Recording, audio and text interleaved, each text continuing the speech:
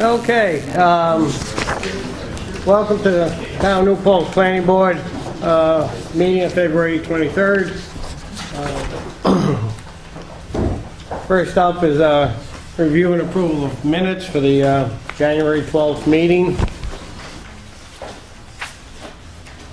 Have a motion to approve the minutes. Oh, wait, I have I have a comment? yeah, just that my name isn't on as being present, that's it. Isn't that terrible? So noted. I mean, You have to go to the videotape and check. Okay. Anything else on it? Motion to approve. second. All those in favor? Aye. And I'll abstain. All right, we'll cover public hearing, conceptual reviews, and briefings. Generally, we have conceptual reviews first. And so I have Bart Tanisi's apartments.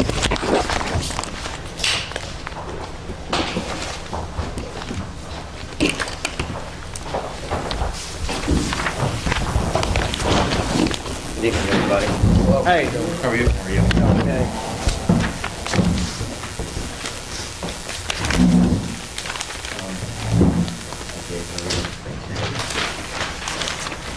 I'm Pete Sotero, the engineer for the project. I'm Morris Associates Engineers at Poughkeepsie. I know Bart has been here previously. In fact, I believe you were here this past June. Correct. To generally talk about this same project. We were retained last fall to take a closer look at the project. Bart's had quite a bit of work done on the parcel over the years. I believe that all of you pretty much know where the parcel is. I've got a couple extra maps that we plotted out today that might be a little bit darker for you. It was hard because we tried to superimpose the apartment complex onto an aerial survey, and sometimes it's kind of hard to to see that. So I had one of the guys today plot it out on. This is a little bit easier to see. I brought a couple, maybe folks will share it a bit. We'll put one over here, and this one's a little darker than that one. We'll try this one.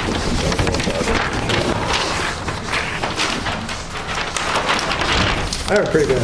Okay. Go ahead. So, for orientation, Bart's parcel is approximately 42 acres.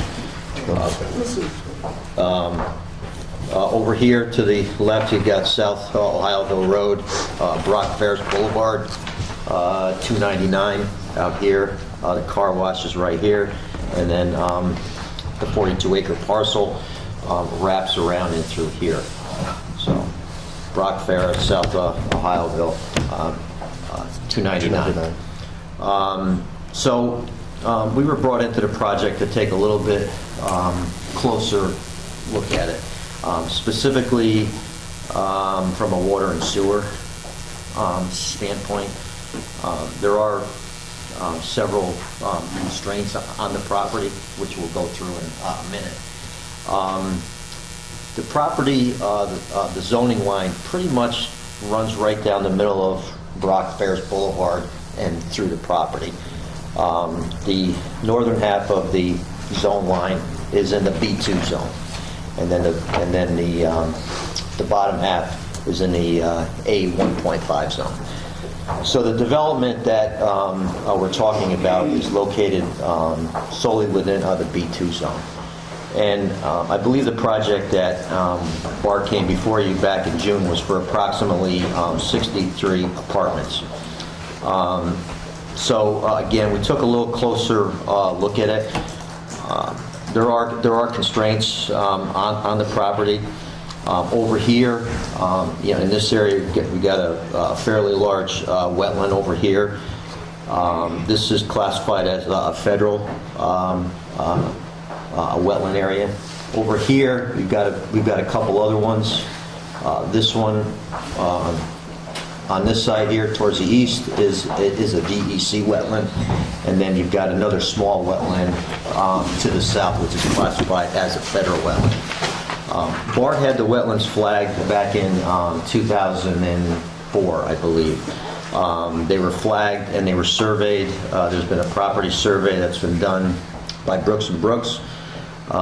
So we use that information to locate them on the map. Now, obviously, when we proceed with the project, we'll probably have to get the wetlands, redelineated.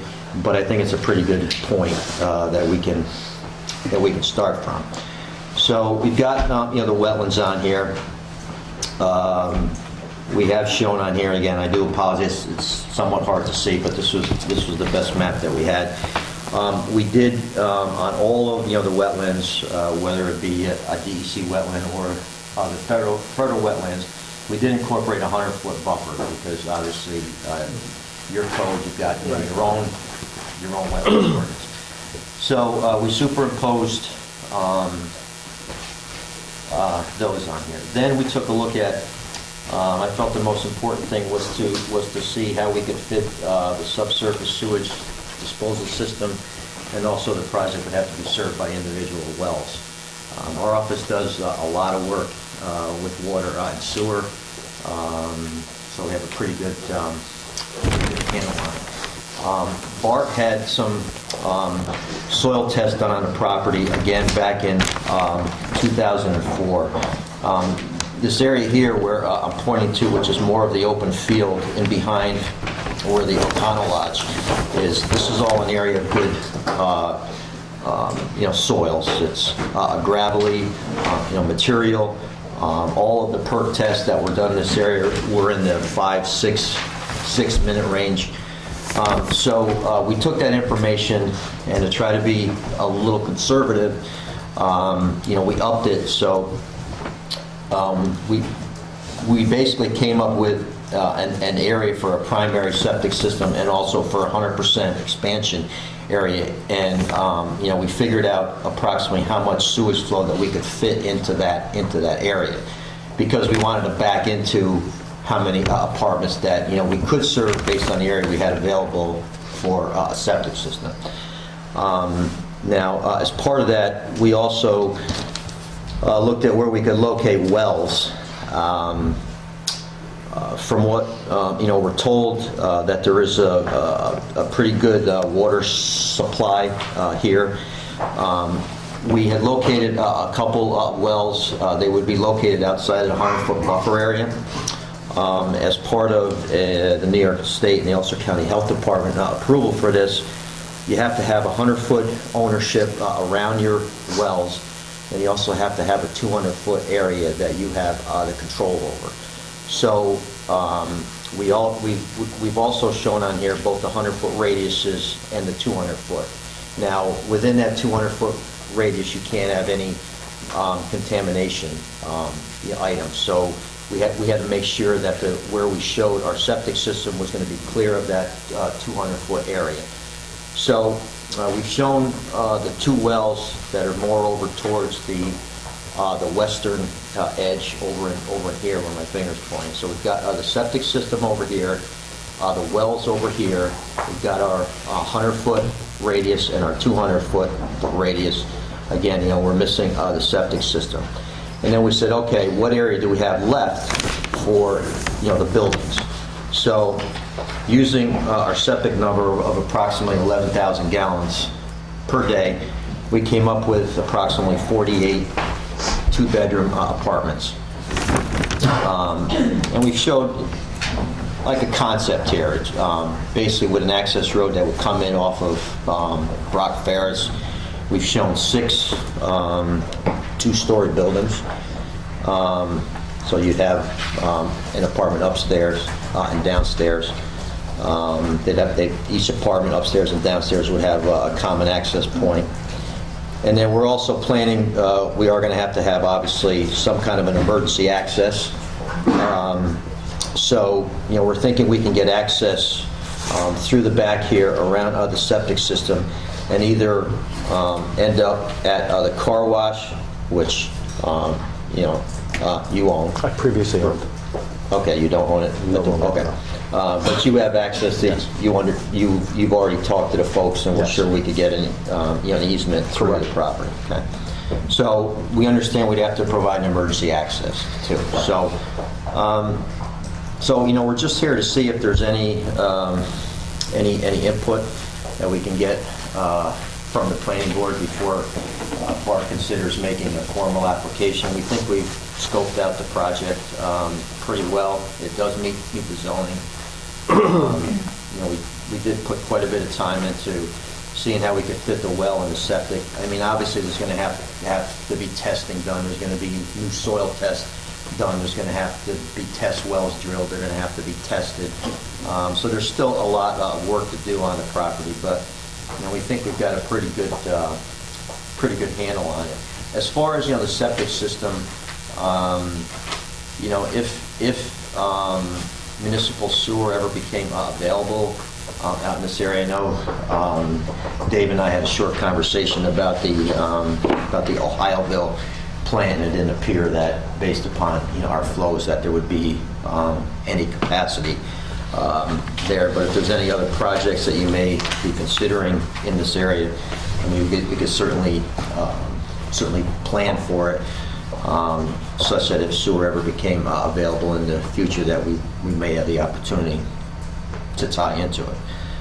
So that's a general overview. Just like to see if there's any No, I'm going comments. to go around the board. Lyle? Okay, Vita? Okay, my main concern would be, as you addressed it in your opening remarks, is the wetlands and the buffer areas of the wetlands. And as you said, they would have to be redelineated Yes. to make sure we're not covering it. Also, in addition to the federal and the state DEC wetlands, there could also be town areas that qualify as town wetlands. I mean, because the town has its own definition. That's correct. That's right. And That we'd one- have to look at those also and make sure they also meet the buffer requirements. That's correct. That I Yes. think would be a constraint that we really take a close look at. Mhm, absolutely. Okay, I'll go the other end. I just want to just be clear, so these buildings are all appropriate in the B2 zone? Yes. Yes. Okay, because they're Multifamily. right by the A1, and so that, you're not using any of that A1 No, except for no, this? no. maybe Yeah, that this little entrance? piece, that small piece of the access road, and we'll have to see how that, would work out. I don't think that's a problem, having the access road in the A125. But we'd have to see. If we had to find an alternate way, I'm sure that we could. Does your 200-foot buffer for the septic interrupt the wetlands at all, or go into the wetlands No. at all? Okay, all right. No. No. So, Okay. Go well, ahead. so it's basically a 48-unit apartment complex in the middle of wetlands. So, in between wetlands on pretty much all sides. So what kind of green infrastructure practices are you guys planning? Are you can you go over any kind of Well, things? Well, right now, these are all open fields, Yeah. and there's woods around there, so, I mean, nothing would really be disturbed. well, obviously, once we get into it, we're going to be developing, impervious areas and all Yeah. that. I mean, this project would obviously be subject to the DEC stormwater requirements, and as part of those regulations, we are required to implement the green infrastructure practices. So, So are you thinking any kind of like LEED buildings or green roof or any I kind mean, of? honestly, things like at this point, I don't think we've gotten into it Okay. that far in terms of what, the buildings would be like, in terms of some green infrastructure. Given the type of soils that we have, I mean, as long as we could meet all of this required separation distances, we'd probably look to do some infiltration rain garden type, things, and I don't know if the project would, support, a roof that, would be green, that's, costly. But those are all things that we would have to be looking at that are part of the DEC. Yeah, I mean, some Regulations. things are less costly than you think. It'd be great to see something. How much parking are you planning to provide? Based upon what's shown on here, we took a look in the code, and I believe it's 1.5 parking spaces per apartment. If it's a two-bedroom apartment, the code is 1.5. Yeah. Not two, okay. Yes. And no guest parking, and do you think that this is impervious surface for parking? Yeah, perhaps we could look into pervious asphalt, but, at this point, it's, too early, to tell. But, we've calculated, the parking area, so at least we know that, it can fit.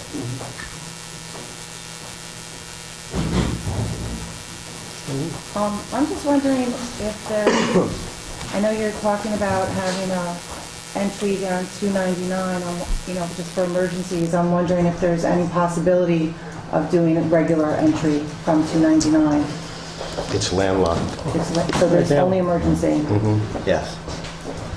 Yeah. And my other question, I'm just curious what the square footage approximately is of these apartments. Are they all the same? Are they different? About 1,000 square feet. That's about what we figured. In terms of how we came up with, the sizes of, the buildings, top and bottom, that's approximately, what we've used, 1,000 square feet. Will there be average. terraces and balconies, or you don't know yet? Too early. I would assume so. That's, normal. Are they putting in any pools or anything No. like that?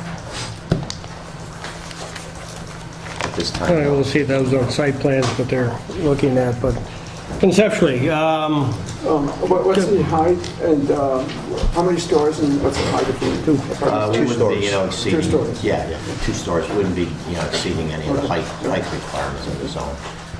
Are you planning a water tank? We will have to have some kind of a storage tank.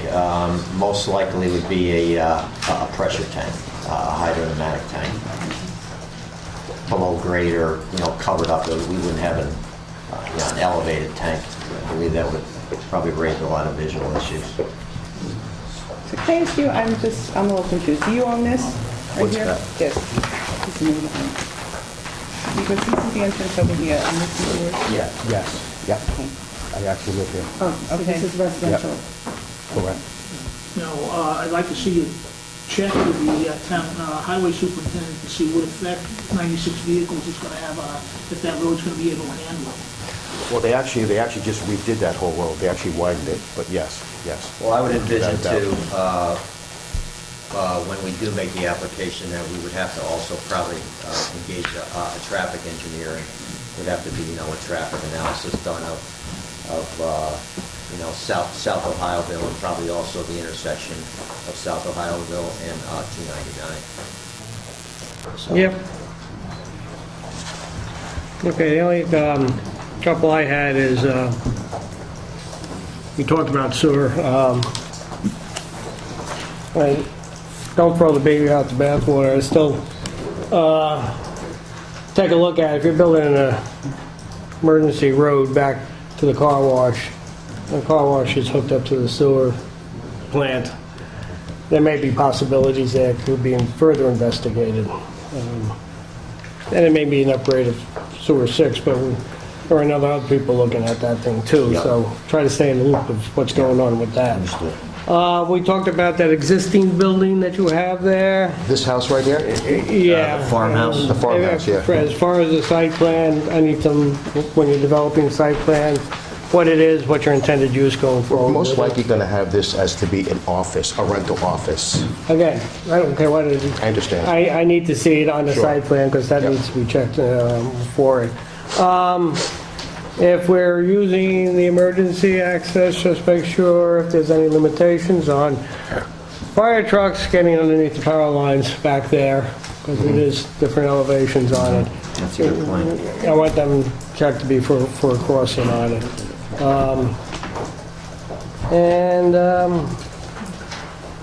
That's all I had on that. So I think, see where you go with it and see what it doubles. But Well, that's some good I know you have you know, a large area for sewage, I'd really love to get it into the sewage treatment facility Well, somehow. we'd love to do that too if we, you know. Well, proceed. let's keep an open mind and see where we're going, okay? Do they have plans on upgrading that sewer system? There's a lot of With the talk other going project around, just going be in? conscious of it, Right. because if we can get a number of people into it, it may make sense to do it. Sure. Okay? Absolutely. Thanks. All right. All right, Okay, thank you. very much. Thank you, Pete.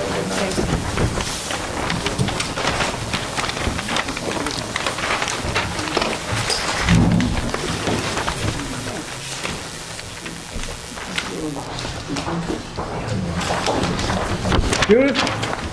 Okay, I knew one of them. Come on up. You can sit, you're gonna talk. Is it all right if my Yeah. back is to them? Yeah, this is just as long as they don't throw anything at you, Okay, I good. usually hide behind you anyway. Okay? Well, thank you very much for having me on the Okay. agenda. What are we proposing? Okay. I want to buy the Patterson Estate, which is 85 Springtown Road. Right. And before I do that, I wanted to come before you to let you know what my intention is for the property.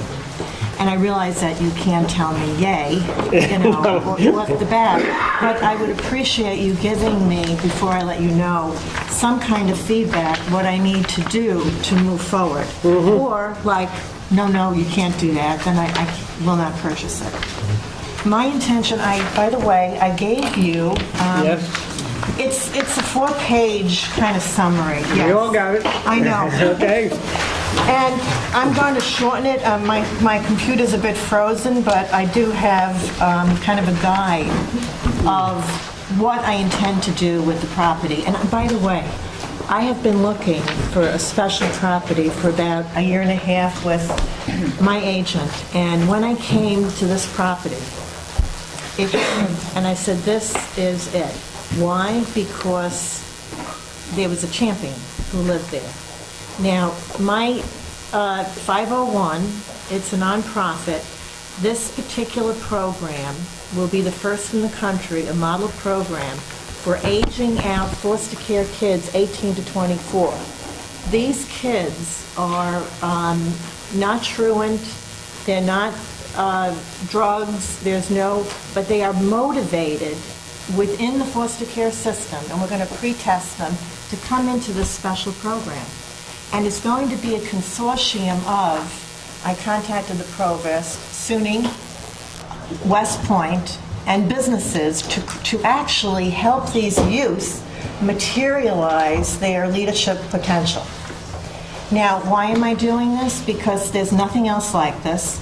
I just want you to know that I was an executive director of a foster care agency a while ago, and I know for a fact that I'm sure you've had someone in your life that supported you to get where you are now. These kids that are going to be handpicked are going to come into this program, and in a home, they have no one else, I must say. And we are going to promote their qualities, their leadership in a home-like environment. This is their home. That's the difference between, I don't know, you maybe have some other organizations. This is not a shelter. This is not a rooming board. This is their home. That 20 kids that and I'll tell you what the phase 1 will be. Those 20 kids will have a 2-year period, and there'll be a core group that will support another group coming in. And mind you, not only will they be connected to the academia here, that you have wonderful SUNY, you've got West Point, you've got businesses, you've got Ulster County, but in fact, I will connect them with a mentoringship program.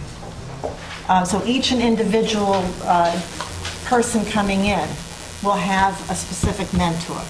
Now, the Obama administration just came out with a huge grant that I didn't apply for, but they said that they wanted something unique like this. But here it is. I mean, I'm doing this without that grant. Why?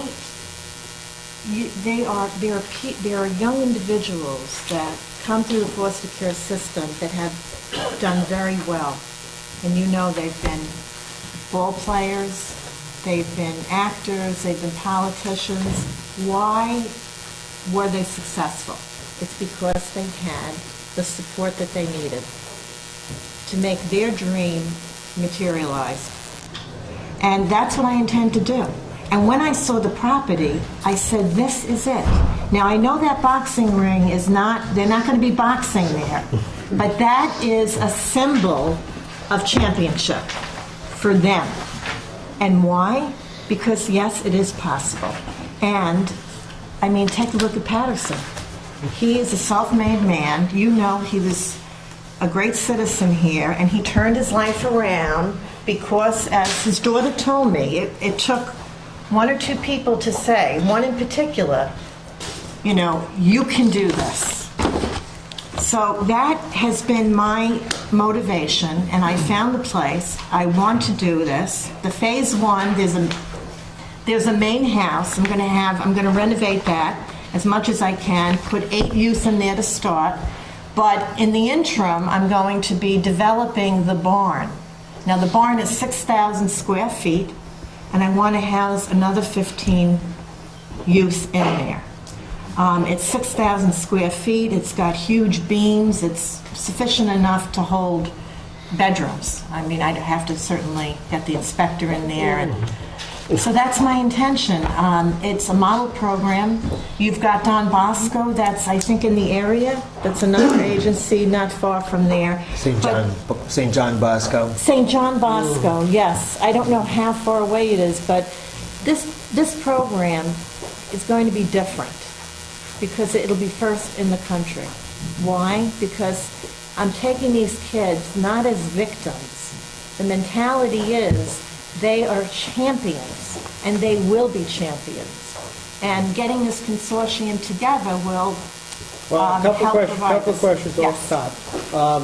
One is, generally, we look at, from planning, I've talked to the building inspector about the project already. You've talked to Yes. Stacy already Yes, on it. yes. So she has it under a philanthropic type of organization with the approval. What we would have to see from a site plan Okay. is the development of the facility, renovation, what's with the house, with the barn, what's in Okay. planned or looked at. Obviously, with that number on, you need Board of Health approvals and septic approvals on that, because there's no sewer out there, okay? So, I don't know where the field is, you'd have to find it, you'd have to see Okay. what it's capable of handling on a number of people on it, and what you'd have to do to expand it if you're gonna have 25 kids in the place. Okay. So it adds to that kind of thing. Layout, I mean, anything that can do with parking, lighting, these are all kind of generic type things that are on Right, a type of right. site plan on it. And a layout for that, that's what we'd Okay. have to see for approval of that type of operation. I'll go around the table for quickly on Yeah, anything please give me your else, but- feedback. What do you think? I kind Real of, quick, yeah. emergency access, this is on the section of the river that floods both directions. You're isolated when that floods. What are you going to do for these kids? Yes, I understand there is another outlet. That's, again, all we have to do Yeah, is see we it. need to Yeah. see all Need to see all that. that, Yeah, yeah. of course. And number of staff, they're going to live there, staff will live there. So what do you think we total for residents? I'm thinking of a 24-hour staff and a caretaker. So there's a program director, there is me, and then there would be a caretaker for the maintenance of the property. Basically, that I'm not going to have any more than 3 people. So vehicles, how many vehicles? I'm going to have 1 vehicle and a shuttle. And I'm going to, that's a proposal to the provost, to have a shuttle back and forth. But 2 to 3 vehicles tops. You know, without a doubt. Kids won't have vehicles. No. And it's only a mile away from They're not town. gonna, yeah, but you can't really, it's pretty hard to walk from there. It's into only a town. mile. Yeah, but a mile in February, walking into town to go to the bars and coming back at 3 a.m. Yeah. Well, Which is what To they're tell you gonna the truth, I really have to take a look at it. Right, you gotta think Yeah, these and out. I We're really just trying to give you appreciate that. You know, ideas. I I'm like just your thinking feedback. about Yeah, that's what people we're I just know who live doing. on Springtown Road. Yeah. They're gonna want a car. Yeah. I just have a question about, I'm looking at this summer leadership program that you're talking about for the future that will serve up to 40 kids. That's 40 kids sleeping there, I Yeah, assume. that was originally done when I was looking at another property, so I think that is not going to be the case. I think once this program is very successful, I'm probably going to have to look at other properties that could hold that in other areas. This is going to be a model program, I have to be very careful that it is successful, and that's why I'm containing it to such a small number of youth. So you're not considering Not at this camp? point, no. And if I am, then I would, definitely bring it up to the town council, but not at this point. I want the program You'd to have to be work. back to us. Yeah, without a doubt. Okay. So is the idea that the students would stay there for 2 years, or do they stay there from the time they're 18 till they're 24, or just? Well, it's a minimum of 2 years. Uh-huh. I don't want them to be codependent and dependent on the program. So depending where they're at and how they come in, it could be anywhere. The minimum is 2 years. The maximum is 4 years. There'll always be a core that will stay a little bit longer. I know because I did a strategic analysis with another agency, and sometimes it's home to them and they want to hang around. But at age 24, they're out. Yes, oh yeah, we're going to definitely prepare them to be out and independent prior to 24. Yeah, without a doubt. It looks like a great, exciting project. Thank you. Tom, anything? I would like to just add something. My name's Todd Wiedenkeller, and Judith contacted me about a month ago when she thought about developing the Patterson property. And I trained with Floyd for about 15 years. He was not only a world-class athlete and two-time world champion, but he was a world-class person, and he's loved all over the world. So when Judith told me that the plans for the property, I couldn't think of a better memorial towards Floyd. This is the kind of person that he was. What Judith is planning is the way Floyd was. So the planning board, part, the building inspecting part, all of the physical construction, if Judith were to get past those hurdles, then having 16 acres on Floyd's property, I don't think there'd be a better use for a property like that. I'm certainly in support of this. Thanks. Okay. I'd like to say something as well. Sure. I'm Jennifer Patterson. I'm Floyd Patterson's daughter. I just wanted to add, I obviously grew up on this 16-acre piece of property, starting back in the late 60s till the 90s, and I witnessed firsthand hundreds of lives of young kids to teenagers to young adults change because of what took place there. So when my father passed away 8 years ago, and my mother's now in her 80s, and I sort of took on the management of the property and caring for her, it was a difficult decision to come to decide to actually put it up for sale, because to watch someone else move in, well, this is my home. But I met Judith, and I went through her entire idea inside of my head as she delivered it, and I thought, if I have to turn, I'm going to get all teary now. If I have to turn it over, I can't think of a better way to carry on my father's legacy. So, given all the construction and the work that needs to go in, I do think it is, a worthwhile project and one that carries deep meaning. So, I'm in total support. Floyd was a loved man, and this would be his heart. This is exactly what Floyd would want to do. Okay, I think, again, from our perspective, it's a land use activity, and our questions are focused on that. I think the reason you didn't hear any questions about the program itself is I think we've read it through, we think it's a great idea, and I think it has a lot of potential, and we're willing to work with you. Thank you very To much. do that, but, you know, we've met with Stacy, we'll talk back and forth. Okay. If you got questions Yeah. on your plans or what needs to be done, fill us in. Thank you. we'll I really process your appreciate that. Thank you. application. Okay? Thank you. Oh, Thank you. Did you talk to anyone about renovating the barn, that you sure it's a No, I- possibility, or? I have to get the inspector in, but this is my agent, and there was something else, didn't we have to? Oh, we just need to know what needs to be done, so that can happen. But I think I have to get an engineer in there, and after the inspection, and like you said, give you the plans. for Right, this. well, Yeah. know what's going to Yeah. be developed and how it's We going to had, we work. had a builder in there to get an estimate of how much it would cost to renovate it, and they thought there was a very solid barn, so it's a possibility, it's nice, a really well-built barn, it just needs work and insulation, and Yeah. it's To huge. a living, yes. Yeah. Right, so the Yeah. question though is just whether the town And Stacy. would make, would approve the use of Right, this. that's why I'm here, Right. because it's gonna, Stacy, I thought, again, the building inspector's preliminary discussion on that was that she found out that, under a philanthropic, that it's zoned all right for that, and she Okay. labeled it as that. okay. And so, from our point of view, meets the zoning requirements that are allowed, so Okay. all we need is the plans and... So it meets your Yeah. zoning requirements, it just needs the plan. plans and what Thank you. to work with. all the things to that. see that it meets all the code requirements, right? So as long as it meets all the code requirements in the plans, she could do Yeah. what she wants to do there. Thank you very much. Okay. That's a very good Awesome. encouragement. Thank you. Thank you. Thank you.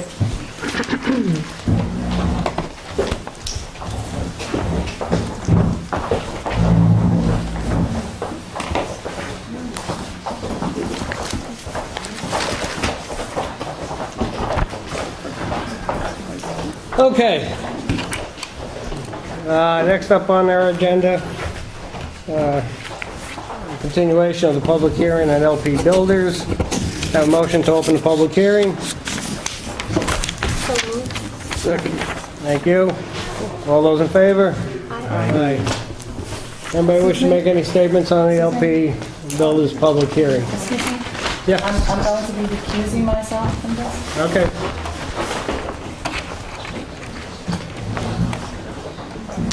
Hello. How are you? I'm good, how are you? Well, I hope that some of you are able to remember me. My name is John Lyons. I'm a land use lawyer. I represent Eric Stutt and Vince Luft, who live downgrade from this proposed subdivision. And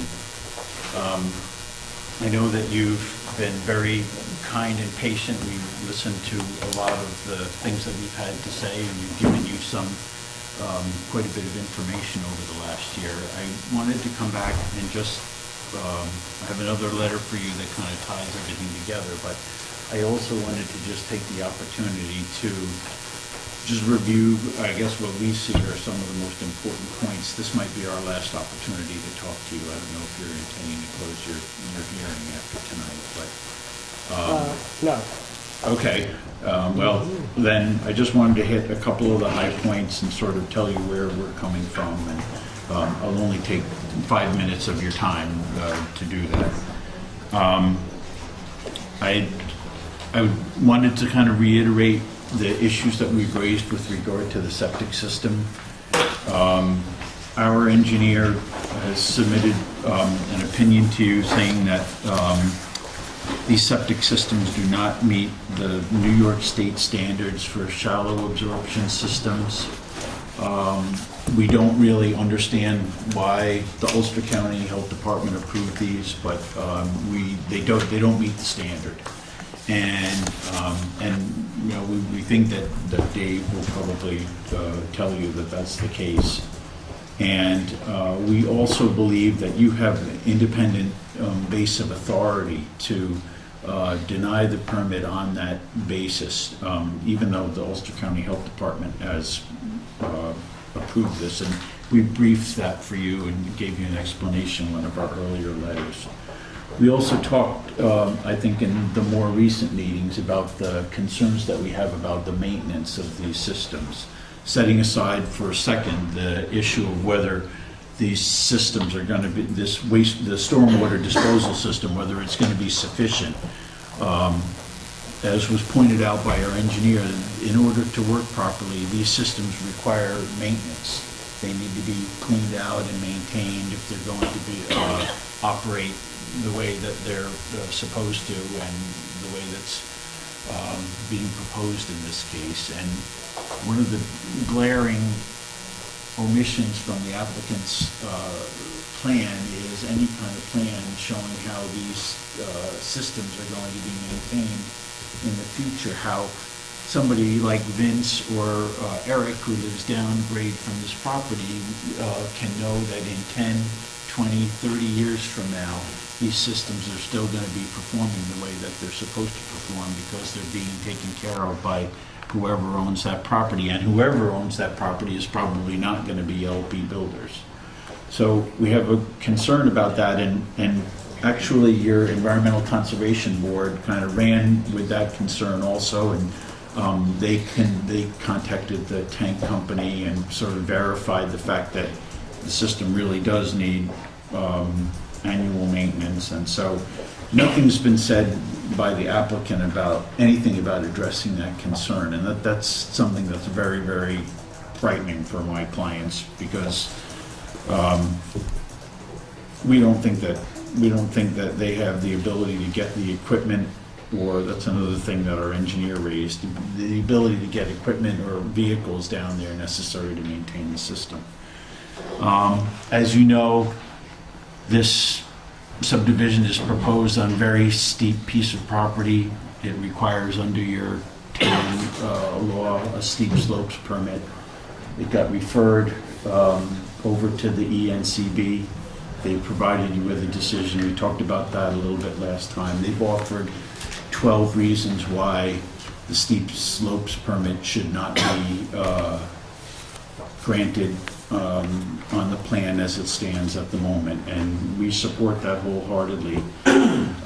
So we're asking you to please, we feel like these are very important issues, very real problems with the subdivision, and we would ask you to consider those very seriously as you go forward. The other two things that I want to say to you is I want to just bring you back. The first time that I came down here, I talked to you about what your subdivision regulations say, and I just want to read to you this sentence from section 121-2A that says, all land to be subdivided shall be of such character that it can be safely used for building and other purposes without peril or adversely affecting the public health, safety, and welfare of the public, the occupants of the land, or adjoining residents or uses. And Eric and Vince are very, very concerned about this, and their responsibility in this process is to make sure that they come out and that they participate as fully as they can in your review process, to bring to you all of their concerns and to bring to you as much proof as we're able to assemble to show that our concerns are legitimate. And we've been out here, in front of you maybe half a dozen times. We've really tried hard to do that. We appeared in front of the ENCB as well, and Eric and Vince have worked very, very hard to try to save their properties.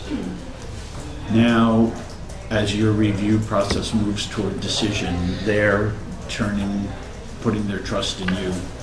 They're hoping that you will listen hard to them and that you will fulfill your responsibilities under the law to make sure that LP Builders meets these standards. We don't think they meet the subdivision standards. We don't think they meet the steep slope standards. And we're asking you to deny steep slopes permit and also the subdivision permit. Okay, thank you. May I leave a letter with you? And if you have any questions, I'd be happy to answer them.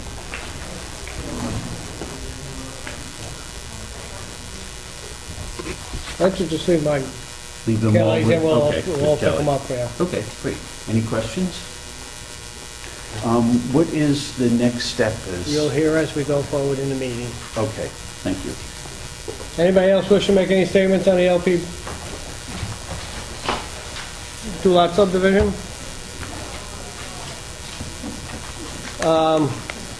I propose continuing the public hearing to the March 9th meeting. We have to do a seeker determination prior to closing the public hearing. I'm hoping that we get all our information in prior to that time, that we can make a seeker determination at our next meeting. So, could I have a motion to extend the public hearing to March 9th? So moved. Second. Any discussion? What information are we waiting for? Can't even remember. I just want to make sure we have all the information that we can, when we go through the seeker determination that's there. So I'm asking Dave to go through it all, to see what's missing, if anything's missing, and get it from the applicant prior to that time. Okay? If you notice anything that you think we should be asking for, give Dave a holler. Okay. Have a motion and a second. All those in favor? Aye. Thank you. Next up on the application is Elliott Lane. I'm not even going to try to pronounce. Come on up. Good evening. Good evening. How y'all doing? Oh, just having a good time. We get snowed out a few times, and then we got them all in one day. So. Yeah, I know. I saw. Okay. We have a memo from Dave. And Yes, I you have seen saw it? Yes, sir. Okay, Dave, would you just go over the memo? Where's Dave? Dave's over there. Hi, Dave. Everybody got a copy? The proposal is to clear 1.25 acres on a parcel next to the house for grazing of donkeys. A clearing permit is needed, 10,000 square foot, more than 10,000 square feet of trees are being cleared, proposed to be cleared. I looked at the code. There's a provision for agricultural use to be exempt from the clearing, but the definition for the ag use is the state's ag and markets definition, where there's so much income that needs to be generated yearly from the farm to qualify to be in an ag district, so that doesn't work. So there is a clearing permit that's needed. I wanted to clarify, there's no grading here being proposed. Is there, you're just really cutting the trees, you're not doing any grading on the land? Well, I read. Or is moving dirt? Well, I looked at the definition. And we had anticipated, in line with clearing, removing trees. And so when you remove some of the trees, we were going to take the stumps out, which is going to leave a hole. That's fine, Right. fill the hole. So you got to backfill the hole, so. It's doing the cuts and fills to really flatten it out that is something that would fall under another provision that. Well, we're not going to make it different than it is. We're not going to change the lay of it. Yeah. You're just pulling out the stumps and filling in the holes. Pretty much. Yeah. That's fine. And, yeah, and then might have to seed some of it, right? That's great. But there was a approval, every 2 years we pay the Board of Health approval. the Board of Health approval for a 4-bedroom, 2-bath house on that parcel. And I also saw your notes, and I didn't think we needed this, but we did have a delineation survey done on all of this property. Because I am aware on the other side, I believe you referred to it as the west side, is where the wetlands are. This is a GIS picture that shows the wetlands and wetland buffers that are on the property. Okay. Quite a bit there. Yeah, when they did. Within the 3-acre portion, and probably within the 1.25 acre portion, is some of the wetland buffer. I had the DEC walked all of this property with me, and that's when I had a delineation for the wetlands. I Can I mean, see that picture? you can look at the map and see the delineation. And the area we're talking about is here. His delineate, when he did the detail of the wetlands, he noted that it only went as far as that wall, but this is where the clearing's going to happen, is this portion here. There is a wetland over on the corner where the drive comes in. That's what he's talking about. That would have a buffer on it. What do you mean when you say buffer? There's an adjacent area it's a 100-foot wide adjacent area that's supposed to be kept untouched to protect the wetland, basically. That small one on the corner there is not a DEC wetland. Would be a federal wetland, but it would have a buffer. This here. Go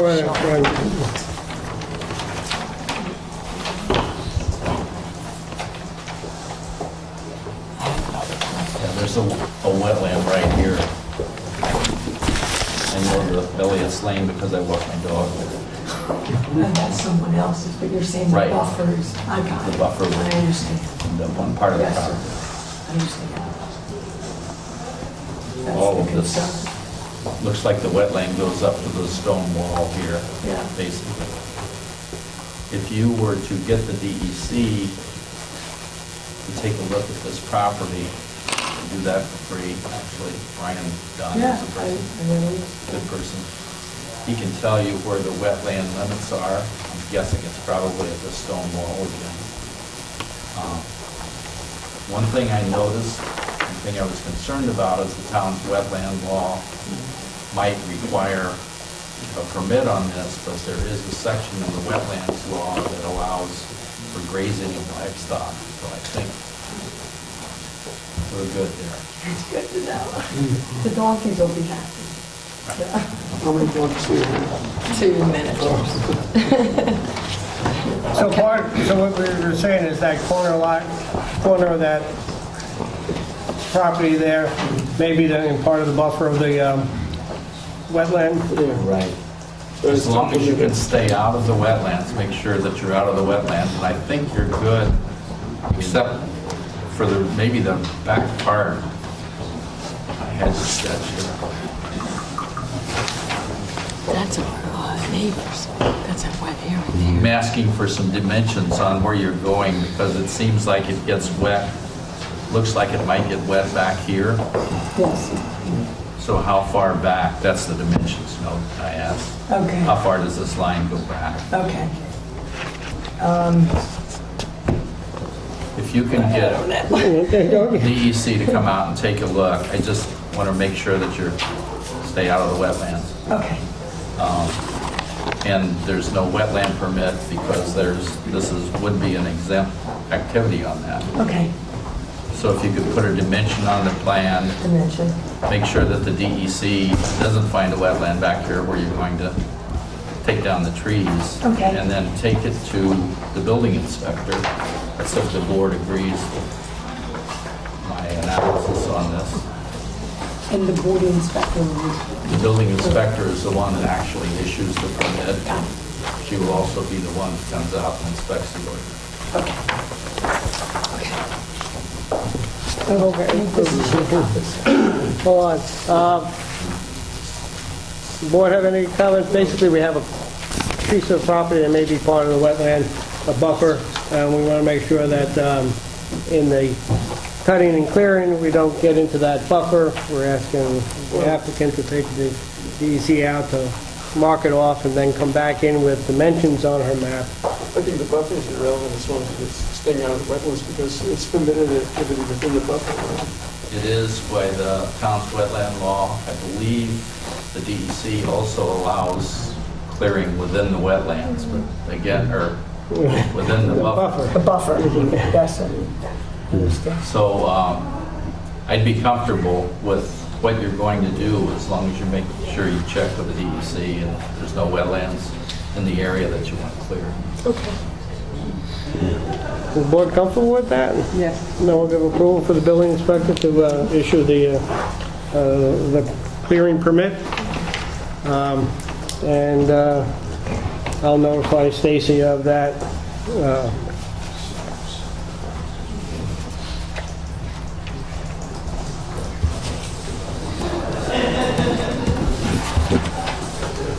So what else do you need from us? That's it. You just bring the dimensions back. Exact This map. dimensions. Got it. Okay.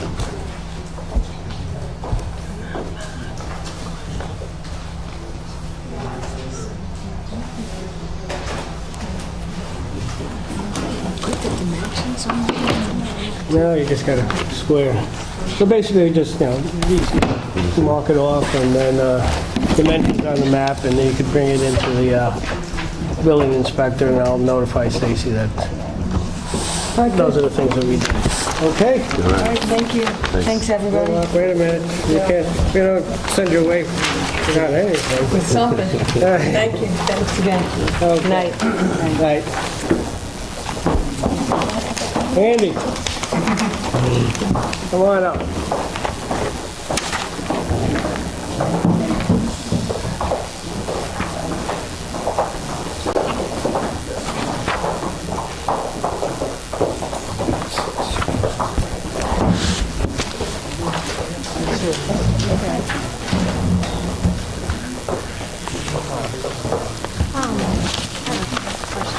You got a question? Yeah. I don't know if I should recuse myself or not. I want to ask our attorney.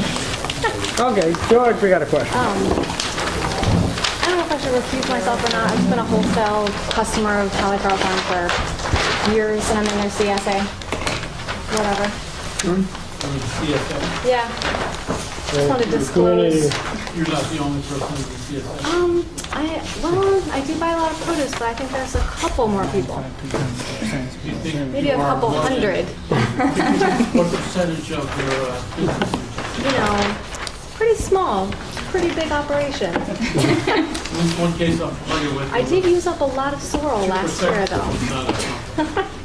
We have about 150 Members? Yeah. Family. All right, since that's all out. I'm glad you fessed up finally. Well, seriously. Everything on the table. Okay. All right, I'm Andy Willingham with Willingham Engineering, here to present the 3-lot subdivision at Taliaferro Farms. The owner of the parcel, Pete and Robin Taliaferro, over here, and the project proposes to essentially keep the entire farm operation, which is along Plains Road here on the southern portion of Plains Road, and subdivide the northwest portion of the lot into 2 residential parcels, one at 2 acres and one about 4 acres.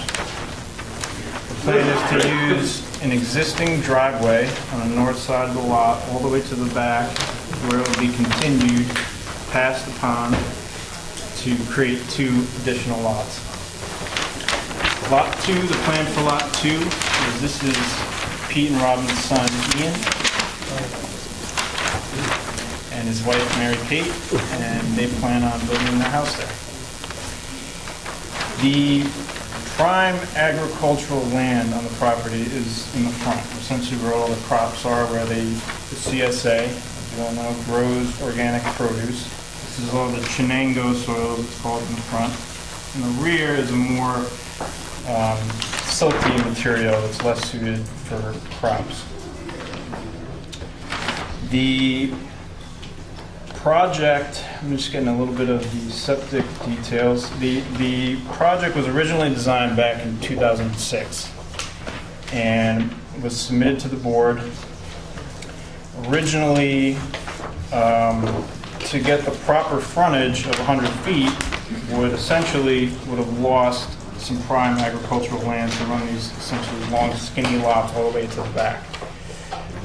From what I gather from the events back then, they wanted to go to the zoning board to get a variance for 50 foot instead of 100 foot, the then planning board chairman there was a letter in the file that basically said that they don't recommend that variance, that there is another option that meets code, which would be to use a cluster. So that's the direction that the project went in, to utilize the cluster part of the subdivision. Although not a conventional cluster, it did meet the requirements, and it achieved the goal of preserving prime agricultural farmland, active farmland, which is one of the main purposes of the cluster. So that's the direction the project went in. It received a conditional approval in October of 2006. And seeker was done in a short form back then, which was much shorter than it is now. Yes. And essentially the project didn't continue from there. And so we're essentially back. Some things have happened over the last 10 years. Ian's now ready to build a house, much older. We're here to kind of continue this process.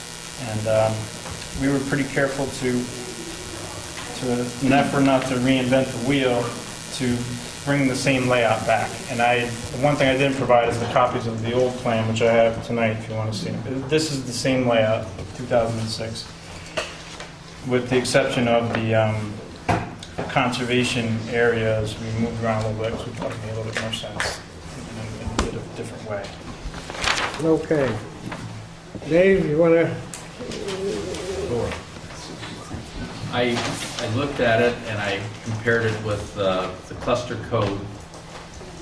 There's quite a few waivers that are required to get to this arrangement. I was able to talk to Andy, sent Andy a copy of this, and Andy sent me a copy of the plan that was provided back in 2006. It's basically the same plan. I also had a copy of Dan Malinowski's letter that he recommended that the ZBA not grant the variances. The reason was that this really does look like two flag lots going back here. The cluster code says that you can have half of the, no more than half of the accesses can be 25 foot wide. The other half have to be not less than 50 foot wide. Again, that's another thing that can be waived.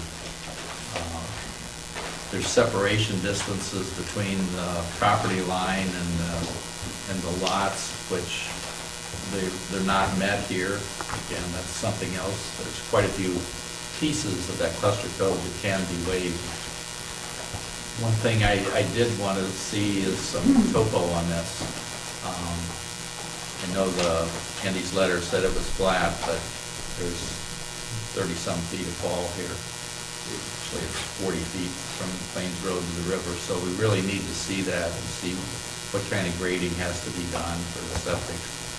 The septics have some pretty clay perks to them, 50-minute perks or so.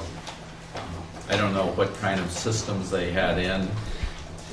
Did they have health department approval last time? I believe they submitted, but raised bed you can have, if you have greater than a foot groundwater, you can do a raised bed, which is what I was intending to do as well.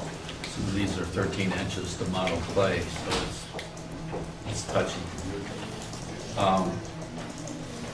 So I basically was asking for more information on what happened back in 2006 so the board could understand how they got to this point. And if we could get a narrative on that or get something that really explains why the variances were granted the way they were granted. I know it's difficult going back that far and trying to rebuild this, but this has got a lot of waivers in it. Well, how successful, I know we've been going through some of this filing and trying to get it, and as you know, we're in a different location, and files tend to be all over the place. But if you had any of the information that existed back then for the application, you know, copy it and just submit that. I don't mind walking through the waivers, but, and talking about them, but it's nice if we had a feel of the, okay. Well, I did go through the file of the town. I got Okay. everything I could out of there. There was Did you go some through the missing minutes? information. Yeah, the minute, well, not all the minutes were, There. yeah. So I certainly got all the information I possibly could, including some letters from consultants and things like that. One of the issues did come up, this 25-foot frontage did come up in Dave's letter back then, so that was something that was in front of the board and must have been waived because they approved it. And it is one section that I think reads kind of confusing, but I read it and that I'm not totally sure that it needs a waiver. It does say frontage shall not be less than 25 feet for half the lots, and we're not less than 25 feet. So You have to read on to the next piece, the next part of that sentence. Can't take it out of context. more than it's hard with some of this code to I want figure out what they're trying to say. I understand, more than I understand. I think what I'd like to see is the same request for the waivers and to see if you can piecemeal that so I can have documentation Okay. established. This is what we're requesting for a waiver. You could put a footnote in it. This was granted in 2006 or was waived in 2006. Review. This is what's granted. This is the other waiver that's granted for, side yard. Just so we have it all documented in one location. That not that we're here to chastise the board or come up with new definitions. I'd like to state, there's a lot of work that went into this already on it, and there were reasons for it. But I think we have to see the request for waivers and the reasons for it. And I have no problem with footnote is that this waiver was requested on the initial application and granted. This waiver was requested. This is new because it applies to this. This is an interpretation of it. I don't believe it needs a waiver or it does need a waiver. And then we can go back and take a look at it from there. Okay. That for me. Okay. Well, now that I'm here, there's a couple of waivers that I might as well discuss at this point, and you guys could perhaps start thinking about it before the next one being. Sure. One of them being that clusters typically, as you know, you do a conventional layout, typically you're developing the whole lot. You find out how many lots you can get by developing the whole lot and cluster the lots in different portions of the property. This is not a typical cluster. You can do it down to a half acre in a cluster lot. These lots are 2 and 4 acres. So this is not a typical cluster. So some of these, for example, the separation distance from neighboring properties is, I think, was written there because you might have these half-acre lots clustered together. You need to separate those from neighboring properties. In this case, these large lots with wooded buffers in between. So we'll write that up in our narrative. The other one is the 50% open space. And that goes back to your conventional layout subdivision when typically you're subdividing the whole lot. You have a certain amount of lots you get, then you have to provide 50% open space, which makes sense if you're doing a cluster. In this case, we're only subdividing a small portion of the lot, whereas this lot could be divided into many, many more lots than we're proposing. So I don't think that 50% applies to have him do a conservation easement or open space over 15 acres when he's only developing 6 of it. To me, that wasn't the purpose of that part of the code, in my opinion. Well, generally, well, that's fair. You're right. The cluster is like moving all the homes together, and the reason that is to leave a lot of open space associated with it. That's generally what you want to do with the cluster. Here, I think you have, you can label that out, but here you have, I'll go over the legitimate reasons that the reasons to leave open space are not indicative of this type of layout because, Right. and then go down the list of why you think it is, to give the board a justification of why they think they can waive the open space or acknowledge that there's still 50% of the space is open because of the limited development on it. Concerns always come up when you start doing parts of parcels, where's the next step and what happens on it. So, again, I think in your narrative, you want to talk about, this isn't a typical residential cluster. This is prime agricultural land, has been, and in the foreseeable future will continue to be prime agricultural land, and that's why we don't want to impact the use of that. I think there are, legitimate reasons that you have. You got to get them down on paper. We got to be able to see them, and so we can justify granting or not granting any of the waivers that are associated with it. Okay. Okay? That's kind of what I'm looking for on it. You haven't said anything that at least from my point of view, I mark my hands and say, no, yes, or you can't do that, or what have you. I think you have it, we got to build the documents up again for what happened to them, wherever they were.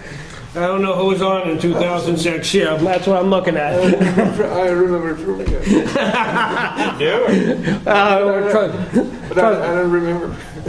No, I think we basically came down and said, come on, this is farmland, you want to own farmland, let's approve it. See? Anyhow. We need a little something more documented on All right. that, just to document.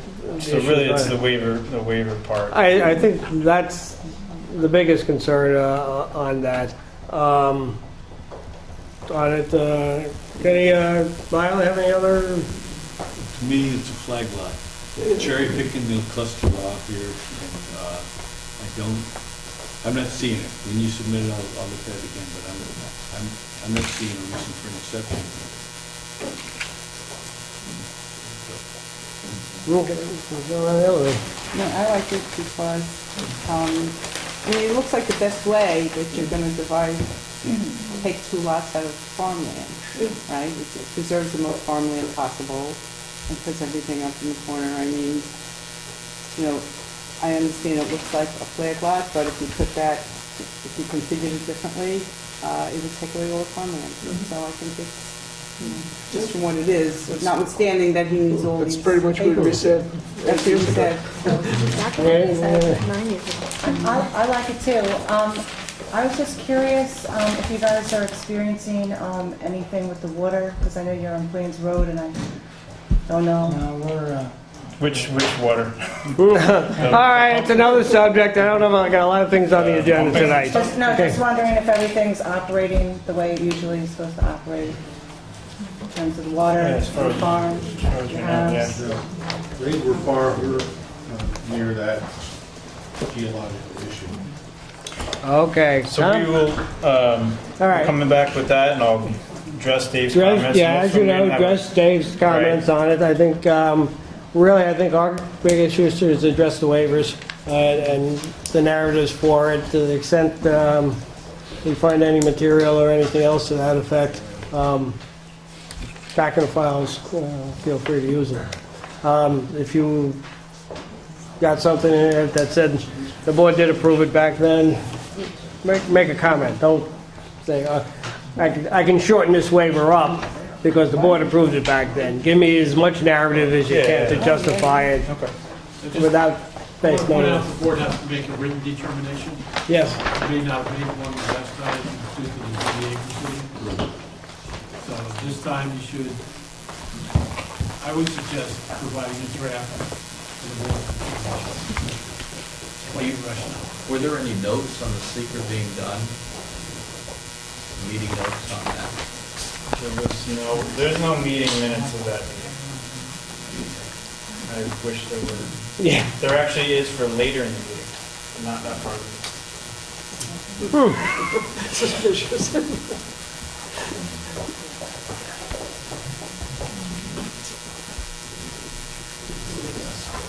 But I think it's a process. We'll go through the process. Yep. And you know the fall, and chat with us if you have any issues going forward on it. Good luck with it. Okay, thank you.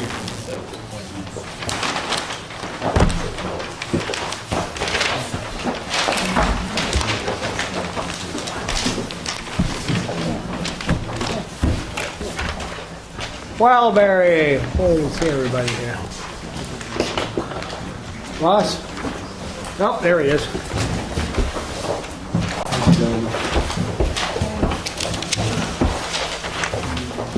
Good evening.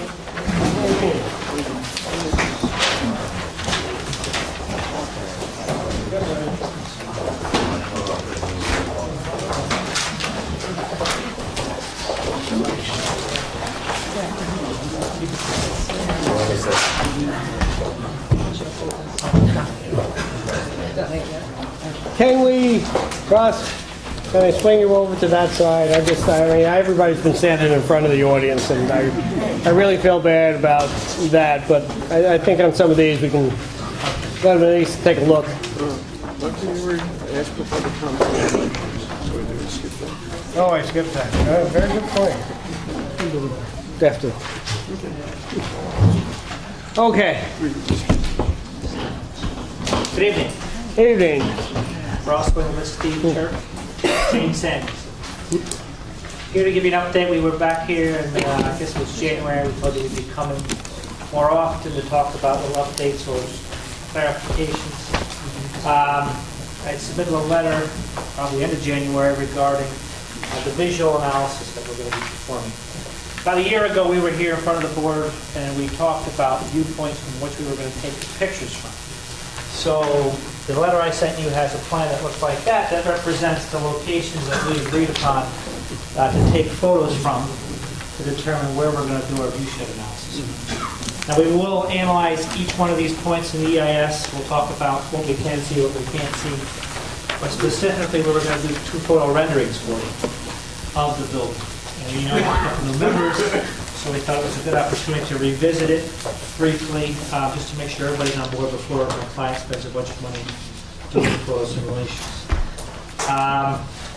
In the scoping document, we're recommending that we do the photo simulations from basically Parodies Lane at 299, which is point 2, and at point 3, which is the throughway exit toll. We gave you pictures of each of those in your package. And all we wanted to do was confirm that nobody had a different opinion, so that when we get here with the EIS, we don't say, you know, did you really look at point so-and-so, and we don't want to have that happen after we spend a little money. I guess the one point I had was point 3 and point 4. When we said the exit toll booth, you see how the land is cleared? Back there, we're into the woods. Yeah, and or you're further into the woods. Yeah, we're further into the woods. I like that.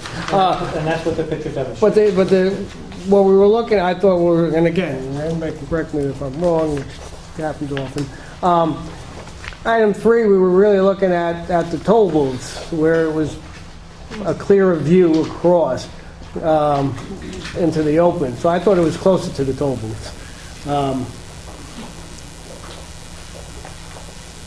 I see all the members. Unfortunately, to do anything to move that point now would require a whole new balloon study. And at this point, Okay. to move that location. I mean, that's the map that we submitted. So All right. That's exactly what the picture was taken. It's clearer than But at point before, yeah. 3, the building is actually pretty close to the, kind of the closest to the. So we'll ground. get a better feel of where that is. All right. And it'd be no less than a 10-foot landscape berm that'll really mitigate the view, like I've always said before, Right. not just for visitors coming to the thruway, but more importantly to us, guests looking out, seeing the thruway. Giving traffic That's our reports. mission. I know. We want to create that sense of destination. And then where it's really clearly visible is at point 2, which is right across the entrance. So Yeah. now, we've had,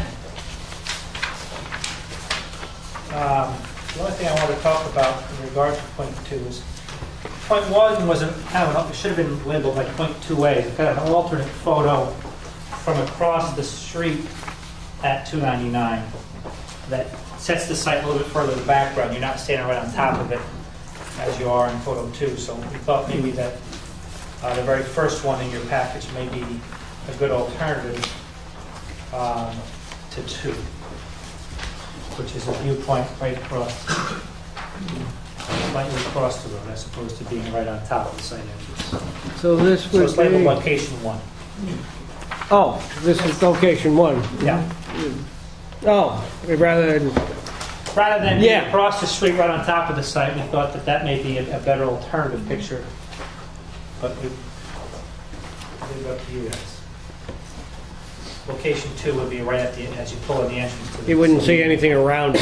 What we would see is the facility. You wouldn't have any comparisons on either side on it. Whereas location 1 gives you at least the, You get a little more perspective. well, a car, you got the Shell station overhang, you got a house on a, or a building on Paradise Lane, so you have a perspective of what it looks like in relationship to the surrounding area. I guess I'm okay with 1. How does the board feel, okay? Do you like the first picture Yeah. better than the one where you're standing on top? Well, again, I agree with you. 2, there's nothing to compare it with. There's nothing around it. All we'll see is the building. That you You're can- so close to the facility. Yeah. We wanted to get that perspective from across, and I think having what I see in 1 on the outliers would give me a better perspective of what's in there. Because you can see the buildings around. That'd be fun. We thought maybe. Okay. Anything else? Because I got No, yeah, we just wanted- I got a question for you. Sure. Tell me about brownfields. The Brownsfield program is underway. We've submitted our application. It's been accepted by the DEC.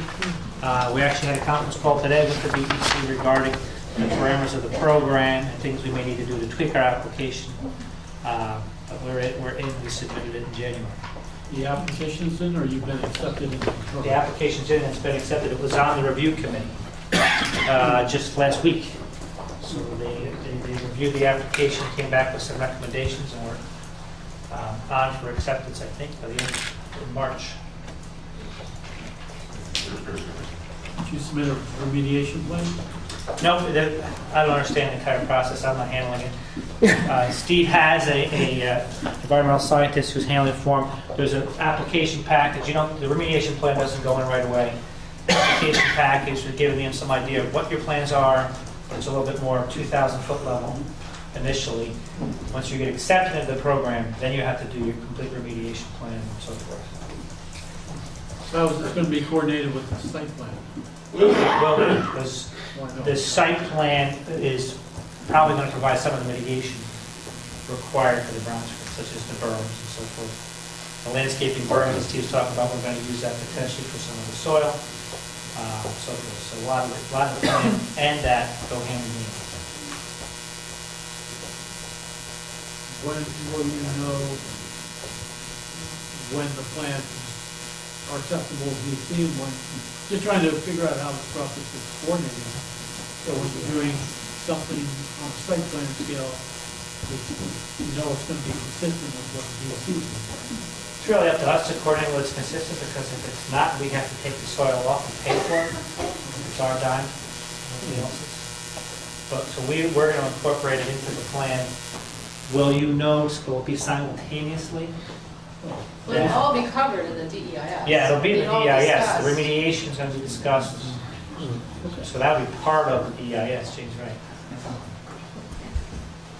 Okay. Yeah, CT Mail is the engineer who's handling it, and they've had thorough review of the mitigation. It's just dialing in some of the finer points and the comments that they've had about the plan. So everyone seems to be on board and working together. Well, I know you're giving us updates on things, the brownfield application. I just wanted to get again, that's part of this, and I just wanted to get an update on where you were at on going forward on it. And knowing that Traffic study's been completed. We've got a draft of the document. We're working through that. grading plan is the big thing that we're working on now. And Steve's been working with the architects on the building. So. They'll be flying in if anybody's interested, and I've said this before. There'll be a rocking horse, I think, in 3 weeks, working steadily with us on some of the architectural renderings. So, we want it absolutely to comport itself with the community in the greater Hudson Valley. So.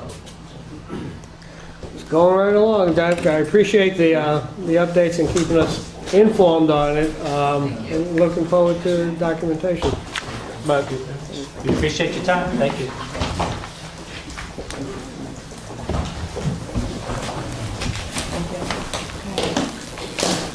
Okay, and just, Josh, you just want to sign this?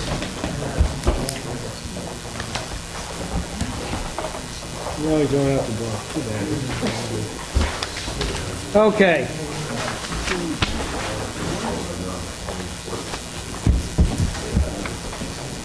Next up on the list, I'm going to do it after this one, looking at the application.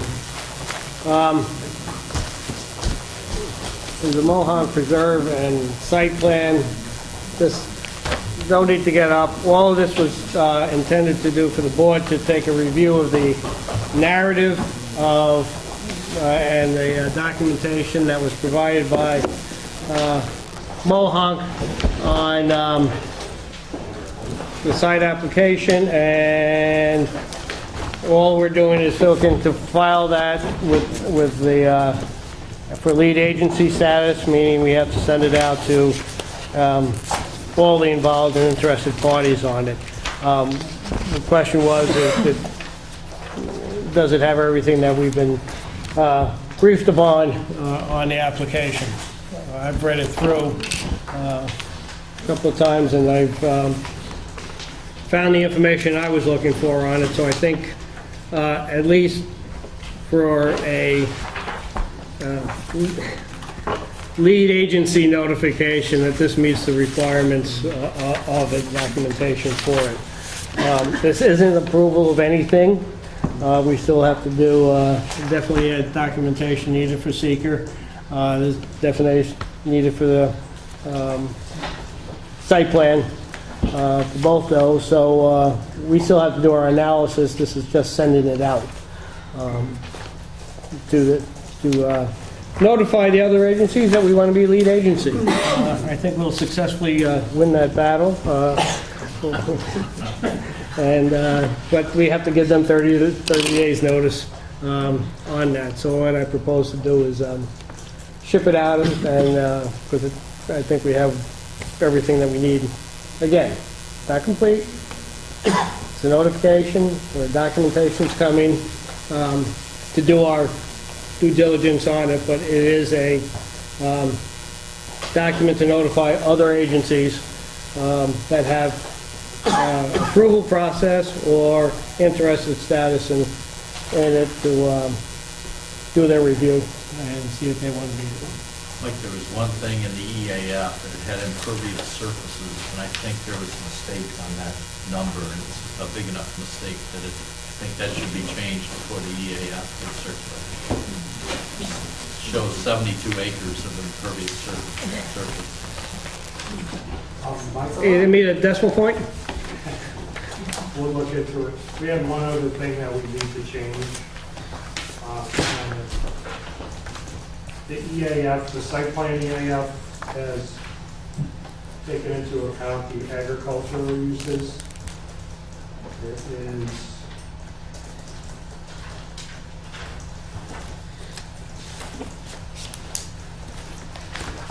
page 9, and the subdivision EAF page 9 has to be revised to reflect the agricultural acreage. So that'll be revised and sent over. So we have two changes that have to be made.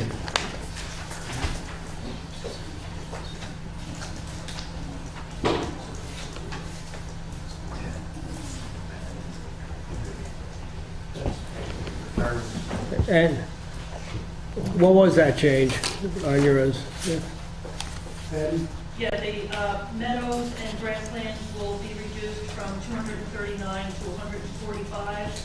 and the agricultural will be increased from 46 to 140 Okay, for the new Glenwood agricultural uses that are being used right now. all right. So it's a change in two acreage markings.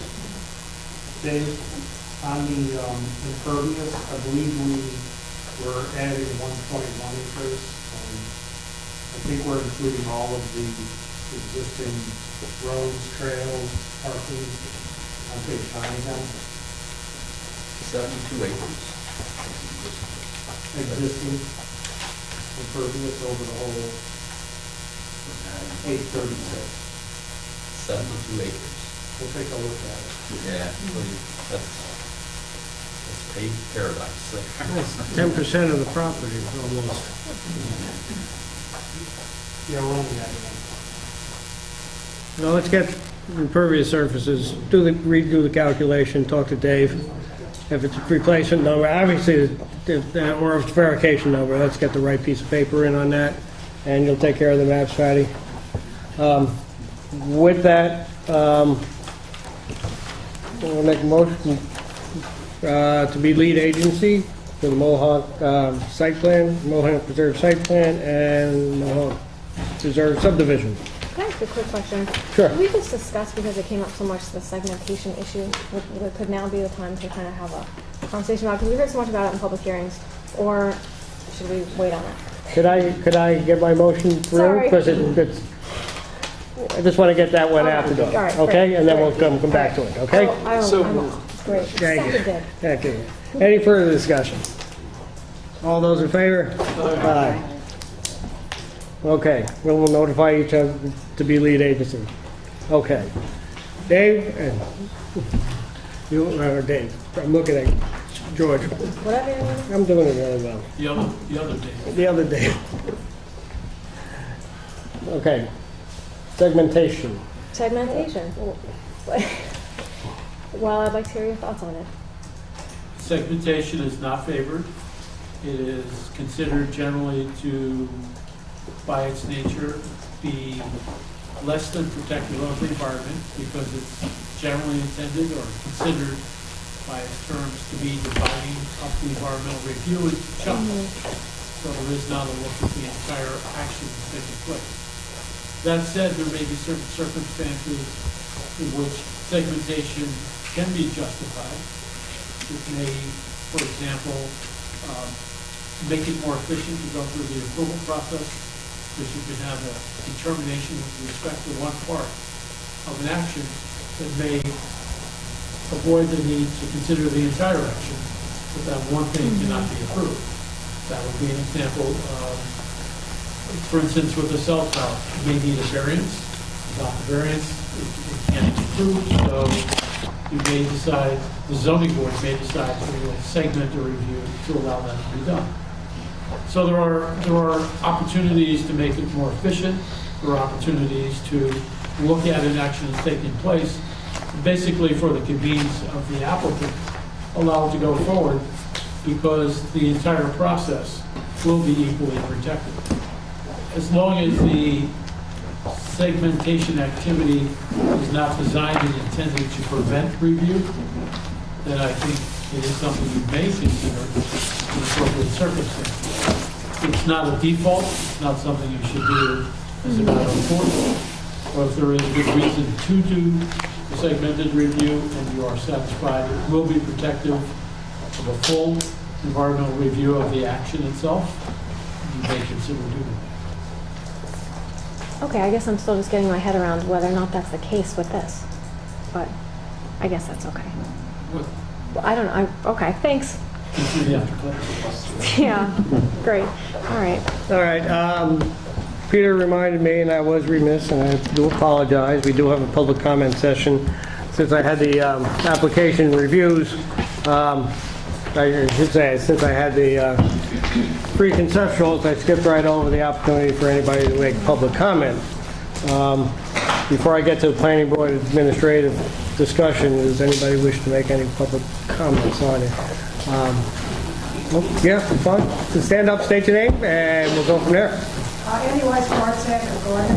I'm confused as to why you are keeping this, the Mohawk application, the land seems to have changed owners and more times than we can keep track of. Now, each time it changed owners, doesn't this application have to start from the beginning all over again? Yeah, the application that we have processed in December really took into account the change in ownership that was being, and that's what's in this documentation that we received to become lead agency. So everything is up to date as of now on ownership and what's being proposed. It isn't the same application with a change of ownership. The 857 acres, you're splitting it in different ways. It's a subdivision of 857 acres. Right, first it was owned by one, now it's owned by another, or maybe it's the third one. I can't keep track of how many owners, because they keep splitting it in different ways. So is this, and if it's owned by some other group again, is it going to have to start from the beginning? Won't speculate on where that is and what that is. The 857 acres has been proposed to be a subdivision into 3 separate lots, or 3 separate segments. Those 3 separate segments are still consistent with whatever the application has been throughout the time period. The applicant now, who is doing the application, is Mohawk Preserve, who owns the property. Right, before it was Open Space Institute, and then I think somebody else was supposed to take some of it, own some of it, so. Is this the same application that Open Space Institute? Mohawk Preserve acted for Open Space Institute on the initial application back this past summer. Was modified, this application was modified in December, and Mohawk Preserve is the owner of the property now, and doesn't have to act as the agent for OSI. So acting for is the same as owning it? No, they bought it. I know they bought it. Yeah. Before, you say they acted as, or they were supposed to manage it. So that legally for the board, that's the same as owning it? No. The reason Mohawk Preserve was here in summer was they were acting as the agent for the development of the subdivision. Okay? A lot of times we have an engineer come in. He'll sit down at a table. He doesn't own the property. There's nothing to do with the property, but the owner of the property allowed the engineer or the surveyor to come before the board to present the plans. Generally, we get a piece of paper that says, the owner says that the engineer can represent me before the board. And if the ownership changes on that parcel, it seems to me that it's the same plan with some modification, although the owners have changed. And that's okay? Yeah? Yes. We were the contract vendee last June when we first appeared in front of you. We then had the opportunity to purchase the entire property. And so when we came back, when we're back now, we are the owner of the entire 857 acres. So is this more than a comment period? Because normally you don't. Normally I listen to comments. I know that. I try not to get into a dialogue on it, but folks, we try to run an informal meeting and try to meet the requirements. That's appreciated because this is causing a little concern based on how this evolved tonight. I think what you just said is that when they came here before, there was no talk about them going to be the owners of the property immediately. That was not revealed to the public. In fact, we were being pressured that they had to make some quick decisions based on the 19.1 acres as well. This story has clearly evolved quickly and rapidly in all different directions, and I'm asking this board to seriously take a look at these steps and what that means to the property owners who live there and you're protecting. And it is wise to watch the manipulations going on here because Charles Rose, excuse me, we have been witnessing an evolving situation here without your approval. We now have new ownership of the Watchtower property. That property is already being evolved into a ski touring facility, which is involving a lot of changes in this town if that happens. They are grooming those trails already. It's interconnected to Mohawk Preserve. There's a grand plan there. This plan you have, they talk about segmentation. How is it matched? There's nothing in this plan discussing the connection with the new OSI property, which Mohawk Preserve is out there working hand in glove with OSI in doing these ski trails and managing them already. They have no boundary markers. We have had people this weekend walking across our property on skis that never have been there before. This is a dangerous situation for this town. This is a major development. This isn't anything small. We're not saying this can't happen in the future, but it should be watched very carefully. And this board, I would hope, would not enable these applications, which have changed again. Now there's 2 applications. There was 1 application before. There wasn't 2 application numbers before the board, was there? Yes, it's always been 2 applications. It has to subdivide the area. That's not what we saw. There was a subdivision application, okay? And the other part was a site plan, okay? So that's, we talk about it together because it's the same applicant, it's the same piece of property. So if we miss it, but it's... You now have the 19.1 acres described in that plan differently than it was before, of what the use of it would be. Before, there would be a residence, they weren't sure if anybody was going to do anything with it. Now it's proposed as something for OSI, not for an individual, but to be used as some common residence for their people coming and going, not as a single-family residence. You have the addition of the 135 acres in partnership with Mohawk Preserve. They're not direct parties, but they're related parties. And they're acting hand in glove here. And that's a greater development that's evolving here right before our very eyes. And nobody is brought to this town. How are cars going to be parked? I have all sorts of things here that they're advertising, working through local ski groups. It's all fine. I'm a skier myself. All this can be worked out, I'm sure. But the way it's being put upon us, we just look out the window and we see something occurring in our community which is just drastic to us. And we're about 100 families that live in the center of the donut of all that they're evolving here. We are greatly affected by that. Many of the people in Mohawk Preserve, Glen Hoagland, I'm not attacking them individually, but they don't even live here. They live in Poughkeepsie and other places. We live in on this land. This land surrounds us now, and we are going to be greatly affected by that. The proposal they put before you, it has been around, and I've been involved in watching it, for the testimonial gateway. Well, if you take the testimonial gateway, it's only 17 acres, that area.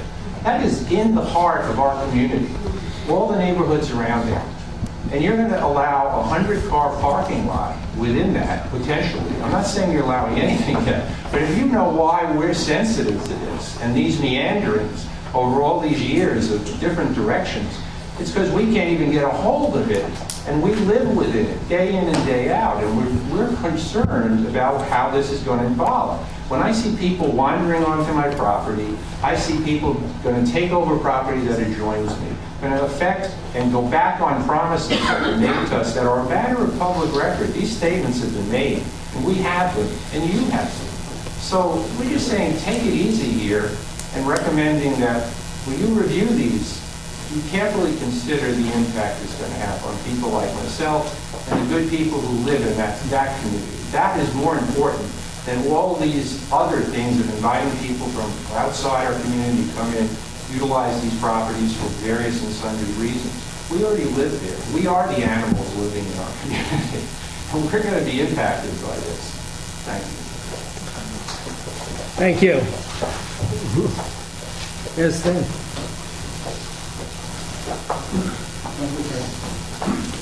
I'm Larry Pagenknight. I'm a member of the Citizens of Shawangunk, and I was assigned 2 tasks. One is to read a statement prepared by the citizens, and the other is to call your attention to a very important article in the New York Times a week ago on the Sunday Review about exactly the use of territories like the preserve. And in response to that article, including a letter from New Paltz citizen that ties the Mohawk to this larger issue of how natural resources are in fact used. Okay, thank you. I'd like to say something personal. There's lots of talk about civility around here, and I went into the assessor's office the other day with a problem, and it was fun, wonderful.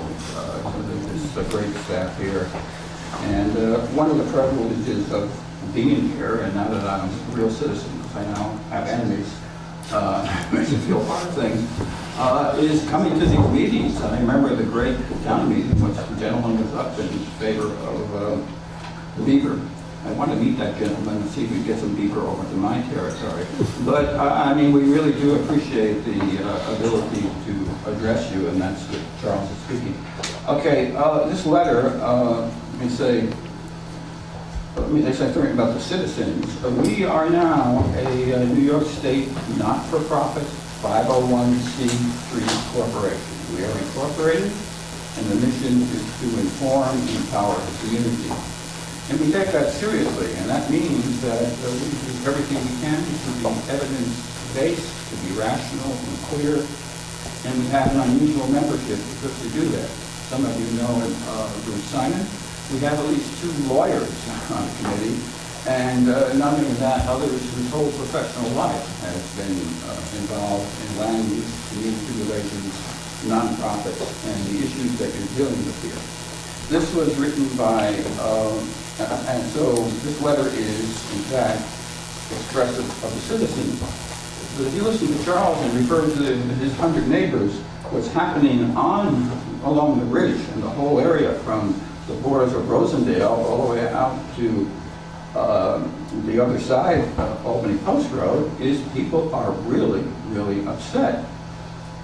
And I keep hearing from new people that I don't know, that I haven't been to meetings, but what they are concerned with is, first of all, that they moved up here, they built those high-end houses for the quality of their life, and they feel that the quality is being threatened and their value of their investment in the real estate is threatened. This is massive. You've got a fire burning up there. And so that we're not only speaking for the citizens, we are speaking for a lot more, it turns out. And I hope you will pay attention to Charles. You can hear the anger in his voice, and that's spreading there, okay? This is written by Stan Altman and Altman. That's some of you by now. I've done your homework and Googled him. He has been president of Baruch College. For years, he was in charge of community relations at Stony Brook, and I think he does the same now at Baruch. And he's a professor, and what he teaches is nonprofits. So he's not a lawyer, but he has the knowledge that anyone would do for this. Okay, for me, this is sort of a difficult assignment because everything we do, particularly for submission to the town, is carefully vetted. Our members are literate in the law, and we check it with other lawyers. Okay, but every lawyer, every specialist knows you don't go out of your specialty, you get someone else. So what I will try to do, oh, by the way, this was made for written consumption. Is this the memo is this from January 20th? Because if so, we have copies of this already. It's the... well, this is another package, okay? And I messed up. I thought there were 7 people here. So when I get back to the next meeting, they won't let me have as much as I'm entitled to. We don't quite have enough for everyone, so we will take care of this. Problem with something like this, it's meant to be written, and it's hard to make poetry out of something like this statement regards the application to the New Paltz Planning Board of the Incorporated Mohawk Special Use Application 2014-04, 2014-25 for the Mohawk Foot Hills along Route 299. Yeah, that's a mouthful. And I don't. So what I will try to do is summarize the main points. First of all, we disagree, obviously, about the change in ownership. As a new owner of the subject property, they should be required to file a new application. Point 1. We therefore ask the New Paltz Planning Board to reject this application as being an improper amendment and request that the Mohonk Preserve submit a completely new application in their name. My field is English. Okay, this is left up to lawyers to figure it out and argue. This is the position that we have come from. Point 2. We do not agree with the opinion by Mohonk Preserve's attorney Michael Moriello, that, quote, lawful segmentation, unquote, of the 856.59 acre parcel is permitted based on the opinion rendered, quote, in the matter of concerned citizens for the environment, and gives the case during part in 1998, because in that case, a full EIS had been done prior to approving one aspect of the application. We believe that it would be unlawful to permit a segmented review of any application for a subdivision of the 856.59 acres into 3 parcels, separate prior to submitting an overall plan for the parcel. In our opinion, Mr. Moriello's letter of January 22nd, 2015, fails to establish that the 3-parcel subdivision meets the 2-pronged test he cited as constituting segmented review. Therefore, we request the Planning Board to require Mohonk Preserve to combine these submissions into one application that provides a complete explanation of the long-term plans for the entire 856.59 acre parcel, including detailed information about phase 2 and 3 of this project and use of the 19.1 acre parcel referred to in the proposed subdivision. The Planning Board should require a full EIS before approving a comprehensive and fully completed application. Point 3, and what this refers to is, in fact, the implied covenant of this land as open space to the residents, and this is what Charles was speaking to, that people up there feel misled. They feel misled, they feel they've been lied to, and they feel that their interests are seriously, the quality of their life and investment, seriously threatened.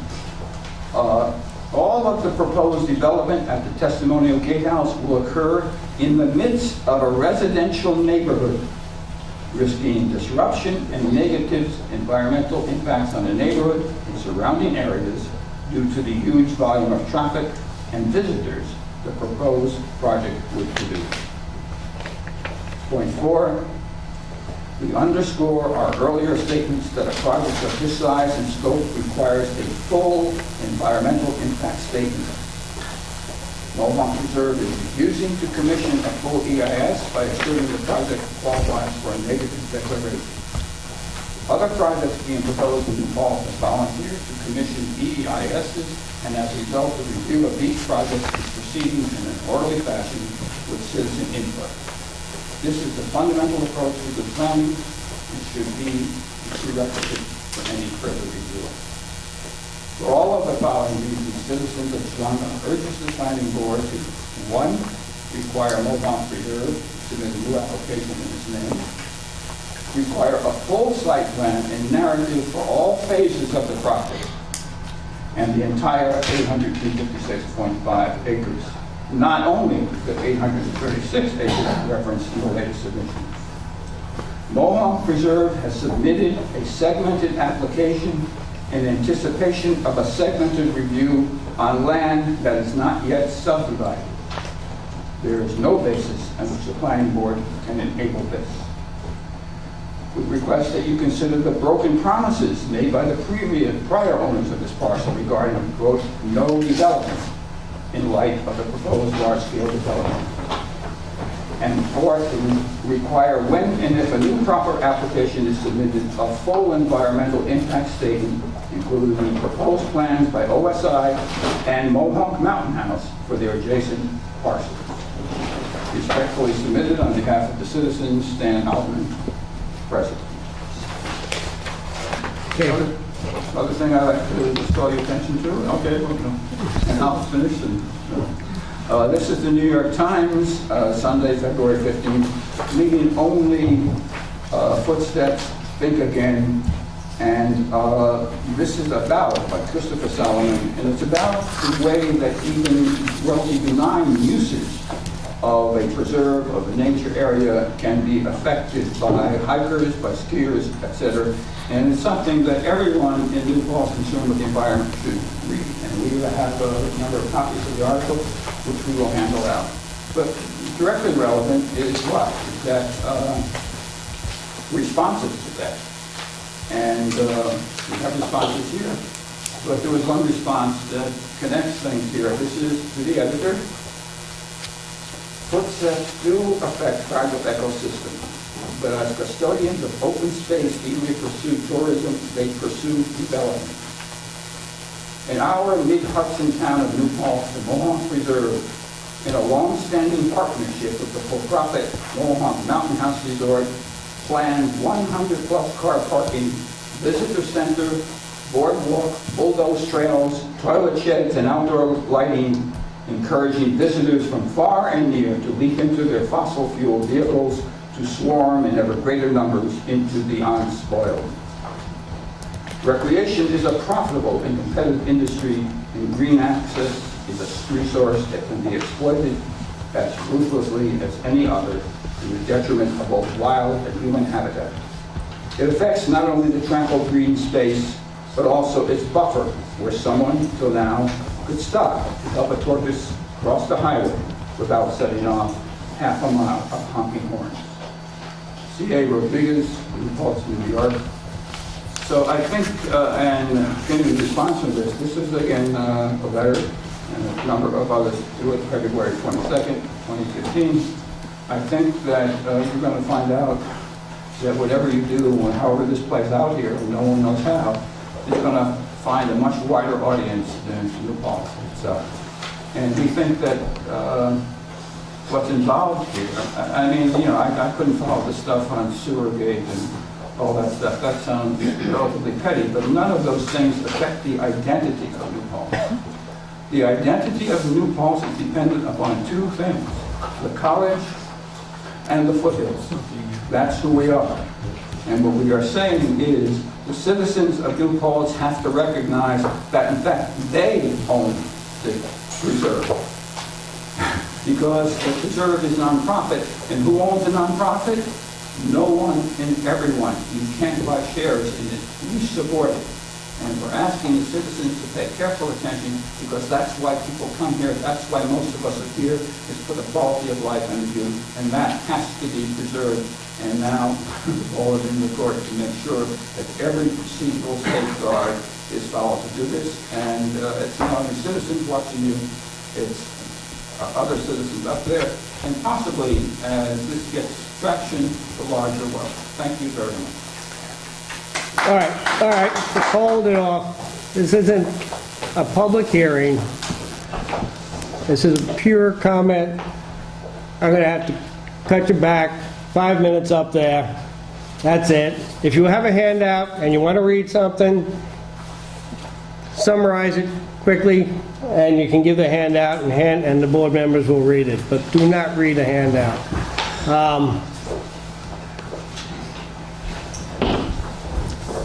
There, and then you're next. Hi, I'm David Brownstein. I'm the resident of Butterville Road in New Paltz. I also would agree that looking carefully at the impact of this project is vitally important, especially as it regards traffic on 299 and where cars will be parking. And I would say the other thing that's really important is access. That the property that we're talking about here should be accessible to all, really accessible to all. That said, when it comes to quality of life, I moved up here about 17 years ago, and I can't think of another organization that has meant more, added more to my quality of life than Mohonk Reserve, and the property that they've taken care of, and the natural resources they have kept for recreational and for recreational use. And I think it adds a tremendous quality of life to our community. And when I moved up to Butterville Road and found that incredible piece of property from the Paltz, I had no illusion that that was going to be my property, that was going to be just my land. I knew that to have something so beautiful and to be near other property that is so beautiful that it would have to be shared. And that is truly, the foothills is that land. And I feel like, so much development could be happening. And this land could have been sold, and you could be looking at a tremendous development in a room like this. We are not looking at that. We're looking at the possibility of being able to ride your bike safely from the village of Paltz up into the mountains. What a treat. What a treat that will be. Or skiing. You can now you may be able to ski into the village, or ski up into the dumps, maybe for 50, 60 miles. What a treat for our community, and what an incredible addition to our quality of life, and I would say, and to our property values. I see my property value going up. Thank you.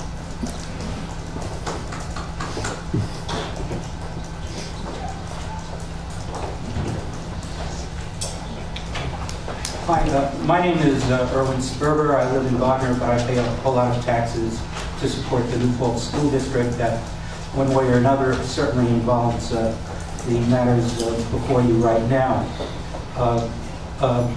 I'm just going to speak to a couple of matters that weren't exactly what I had written down here, but particularly with regard to what Mr. Brownstein said about the treats that are in store for us with regard to the Mohawk Preserve and the treats we've gotten afterwards. I can tell you flat out that in my own experience, I've talked to people who have been forced out of their homes in New Paltz because they found not that their mortgage payments were too high, but the property taxes over the years have steadily gone upwards, and they now live in other towns like Saugerties. I would have no occasion to know of this, except I was teaching a separate class at a particular adult education facility, and the folks there were retired or semi-retired, and they told me they moved out of New Paltz because they found property taxes were too high, and a significant factor contributing to the extraordinarily high property taxes, the burdens that ordinary homeowners face, is because of the fact that the land conservancies, not just the Mohawk Preserve, but Open Space Institute, Glenwood, the Nature Conservancy, enjoy these tax exemptions, and that means that ordinary homeowners are then forced to make up the tax payments to cover the cost of essential government services that the conservancies, the land trusts, have been managing to get exempt from. And that's in spite of the fact that the Smiley Brothers, when the preserve was established, declared before the public in plain English that the trusts would never seek tax exemptions, and we know that nowadays the Conservancy, particularly the Mohawk Preserve, goes out of its way to go through this cosmetic makeover as though it's kind of Mohawk University or something like that, to qualify in some circuitous manner for tax exemptions. Now, insofar as the ordinary homeowners in this community are burdened with the extra cost of tax payments that the preserves are not paying, it is incumbent on these preserves, particularly Mohawk Preserve itself, to make sure that it consults with these people. These are stakeholders. These are people who, in effect, voluntarily or involuntarily, have been buying into the operations to keep the roads open, to keep all the services and facilities in place so that these conservancies can function. And here's the problem, in a nutshell. The real problem with the trusts, these land trusts, is they don't trust the public. They're called trusts, but they don't trust the public. A good example of it is that there's every reason for any environmental organization to make sure that there is a full-fledged, complete, comprehensive environmental impact statement on the whole picture of what it is going through. Here we have organizations, the Mohawk Preserve, Glenwood, OSI, the Nature Conservancy, and instead of rallying behind the basic principle of having a full-fledged environmental impact statement and making sure there is no segmentation, no fragmentation, no ad hoc, do-your-own-thing kind of construction, what they have is every step of the way try to avoid a genuine, bona fide, thorough scrutiny through an environmental impact statement. Can I hold you up just a second? Yes. This is a subdivision application. There will be a public hearing for this application. And I would enjoy listening to your comments in a public hearing, but we don't document public comments here. We don't transcribe public comments here. We do at a public hearing. And I think from that aspect on it, you'll have an opportunity at that time to give detailed transcript and make it part of the record. Now, I'm just worried about comments that are made here are made in a general, non-transcribed, non-recorded area, and they may lose their ability for the board who will listen at it and follow up on transcripts at a public hearing. Okay, thanks for your points, and I appreciate them. And by the way, I have great respect for the extraordinary efforts by the New Paltz Planning Board to deal with these serious issues that are before you and to seek out input from the public. What I frankly am particularly concerned about is the extent to which the Mohawk Preserve has not even taken into account the Environmental Conservation Commission's own admonitions, its own concerns about the impact of more tourism, more exhaust fumes, and so forth. I mean, even if the people in the Mohawk Preserve and their cheerleaders don't want to read the New York Times or pay attention to the environmental literature about the impact even of skiing and hiking on the environment and on wildlife. The fact is, they certainly have a responsibility to pay attention to a duly constituted agency such as the Environmental Conservation Commission, and I have seen not even a scintilla of recognition about that. Just one other conclusion I want to reach. I plead with the Mohawk Preserve supporters, and I plead with the Planning Board, and I plead with everybody to do everything possible to cease and desist from what appears to be this effort, and it's not healthy for the preserve constantly to be throwing down the gauntlet and saying, we're not going to pay attention to what the Environmental Conservation Commission says. We're not going to pay attention to anybody's criticism, because everybody who raises any questions about the plans for subdivision, these plans for construction, all of these people are caught up in conspiracy theories. Everything they say is inaccurate and misinformed. And I'd like to tell you that I have spent many years investigating the structure of land conservancies and what is going on now with regard to... Can I ask you to wrap it up? Sorry. Thanks for listening. Okay. You'll get a more detailed comment in writing at the appropriate time. Thank you very much. I appreciate your forbearance. Thank you. Yes, sir. Can I say something? Sure. I just want to kind of tie together all that I've heard so far. None of it really relates to the planning process at all. Sorry. A lot of it was just emotional rhetoric.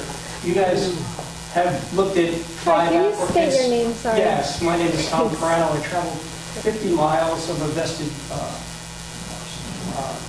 I have vested interest in the community. Friends, relatives asked me, because of my degree of expertise, they thought maybe that I could add to the dialogue, sometimes disingenuous dialogue that goes on here, and a good example of that tonight. I'll keep it short. You better.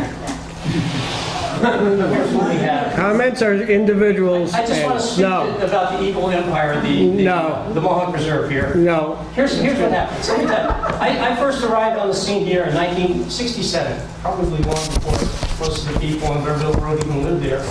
And when I got there, the thing that impressed me most and it made me bind to the county garden at the time was this view shed, this wonderful view shed you talked about. We all know. At that time, I graduated high school in 1968. It was a year before I graduated. At that time, there were just shy of 200 million people in the United States. Okay? Now, we have over 324 million as of today. I looked it up. So, we've increased the population. Professor Sperber blames everything that ever happened in the world on the Mohawk Reserve. Well, the population of the United States increased to 124 million people since I graduated high school. Put that in perspective, that's 12 New York cities. We've increased the population of our country and all the related congestion, pollution, every imaginable problem, crime, anything you can think of, 12 New York cities was added to the United States, okay? And that's just based on 10 million, roughly 10 million people, 5 miles. So to get up here and hear that the Mohawk Preserve didn't do a complete EIS, when I just witnessed 4 applicants come before your board that were virtually unprepared for the most part, couldn't answer any of your questions. Mohawk Preserve, if you go to their website, I read the New Paltz Times every week, and I see these letters that just spout out half-truths repeatedly that the Mohawk Preserve isn't issuing an EIS, isn't doing EAF. Half the time they don't even know what they're talking about. And if you go to the website of the Mohawk Preserve, all the documents that you received in your packet today are all there. I've read them in their entirety. That's what I do. For 15 years, I'm vice chairman of the planning board in my town. And they're the most concise, complete set of documents I've ever looked at. So moving forward, put aside all this emotional stuff that you hear. And the planning process has to move forward. And you got a very, very capable board here, planner, attorney. They know exactly what has to happen in the secret process. Good luck. Okay? Thank you. All right. Board's got other work to do, folks. I hate to cut it off. Generally, we only do about 10 minutes of public comment when we do have it. But I don't want to close out anybody that has opportunity to talk. There will be a public hearing on the Mohawk Preserve subdivision. I'm not sure when it will be, but there'll be plenty of notification for it. And we'll look for your input at that time. Is there anybody else that wishes to make a public comment? Thank you. Planning board's going to move off to administrative discussions. We have one question up on project extensions. According to George, we tabled them pending town board action. Since there hasn't been any town board action, it was felt that we should continue their extensions for another 90 days. Did you hear? Oh, okay. I've got a question for you. With this OSI taking over one county project, I think that affects subdivision. Somehow I think we need to see if that subdivision is connected to that property that's making nobody else. Oh, most assuredly. Oh, yeah. Oh, no. Because I personally think somebody pulled the wool over somebody's eyes. I can't buy and sell property. I mean, I'm not, people can buy anything. All right. Folks, I'm still trying to run a meeting. I'd appreciate if you take the conversation outside. Thank you. Ooh. Wait, weren't these lands already up for taxes? But people are saying it's It was in 2011. Okay, yeah, so it's not changing anything. We're not, okay. Okay, yep. Put a motion on floor, folks, for a 90-day extension to the Rapper subdivision. Who else am I missing? Rapper? He's up on his accounts.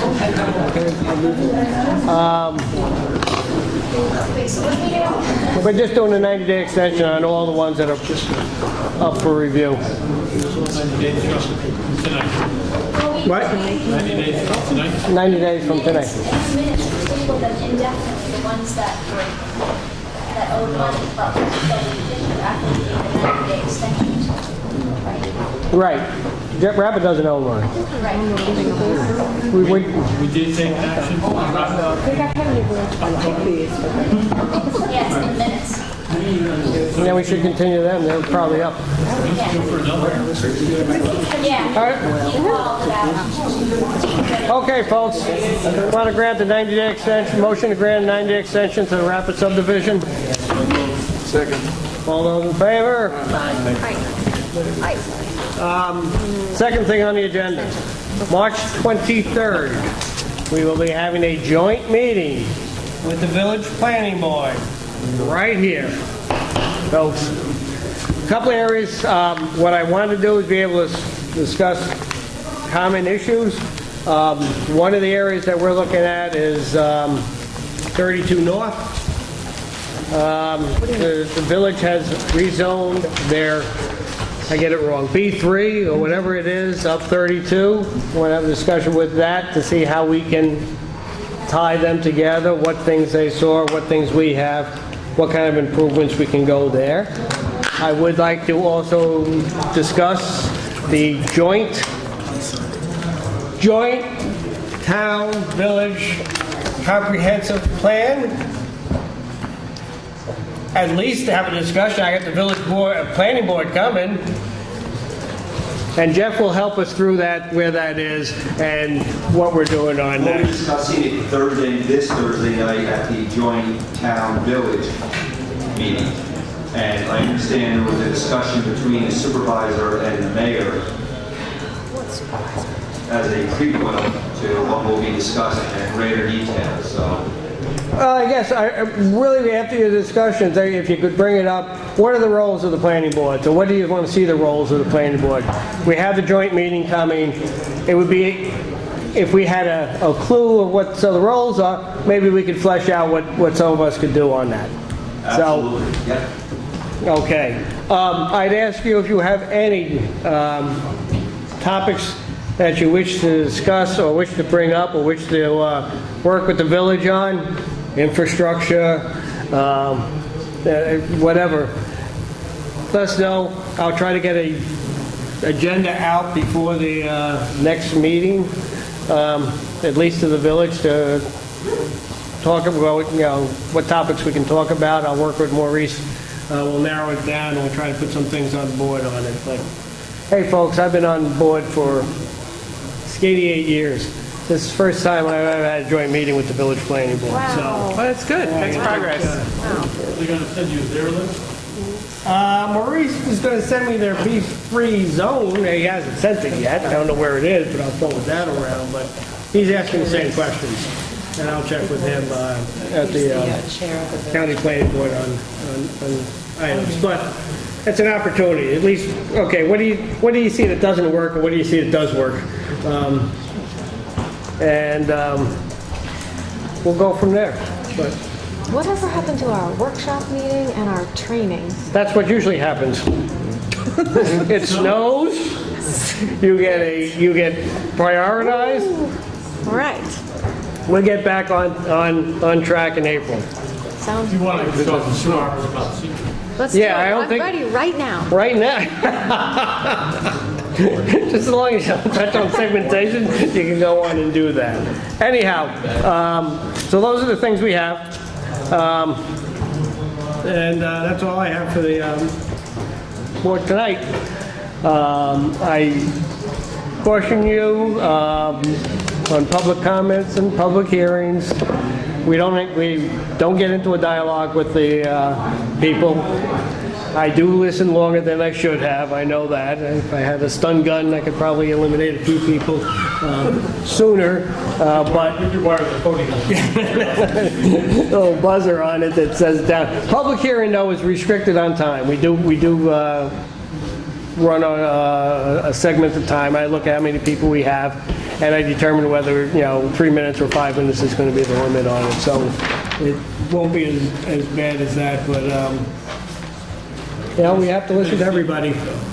I actually kind of really like that. Like, I recently went to a village ZBA meeting, and I thought it was like, sometimes I feel like people just have public comments about really simple questions. And if we can just say, no, that's not the case.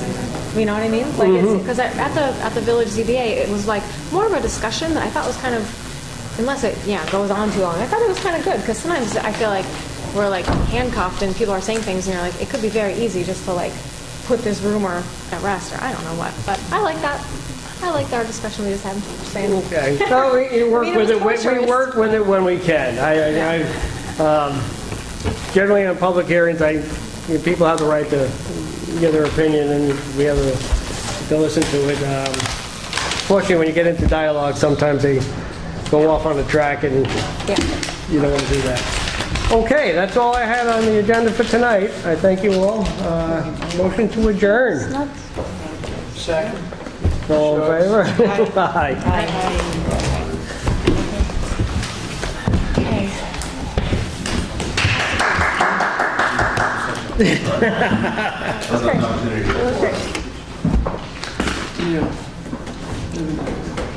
It's not a show.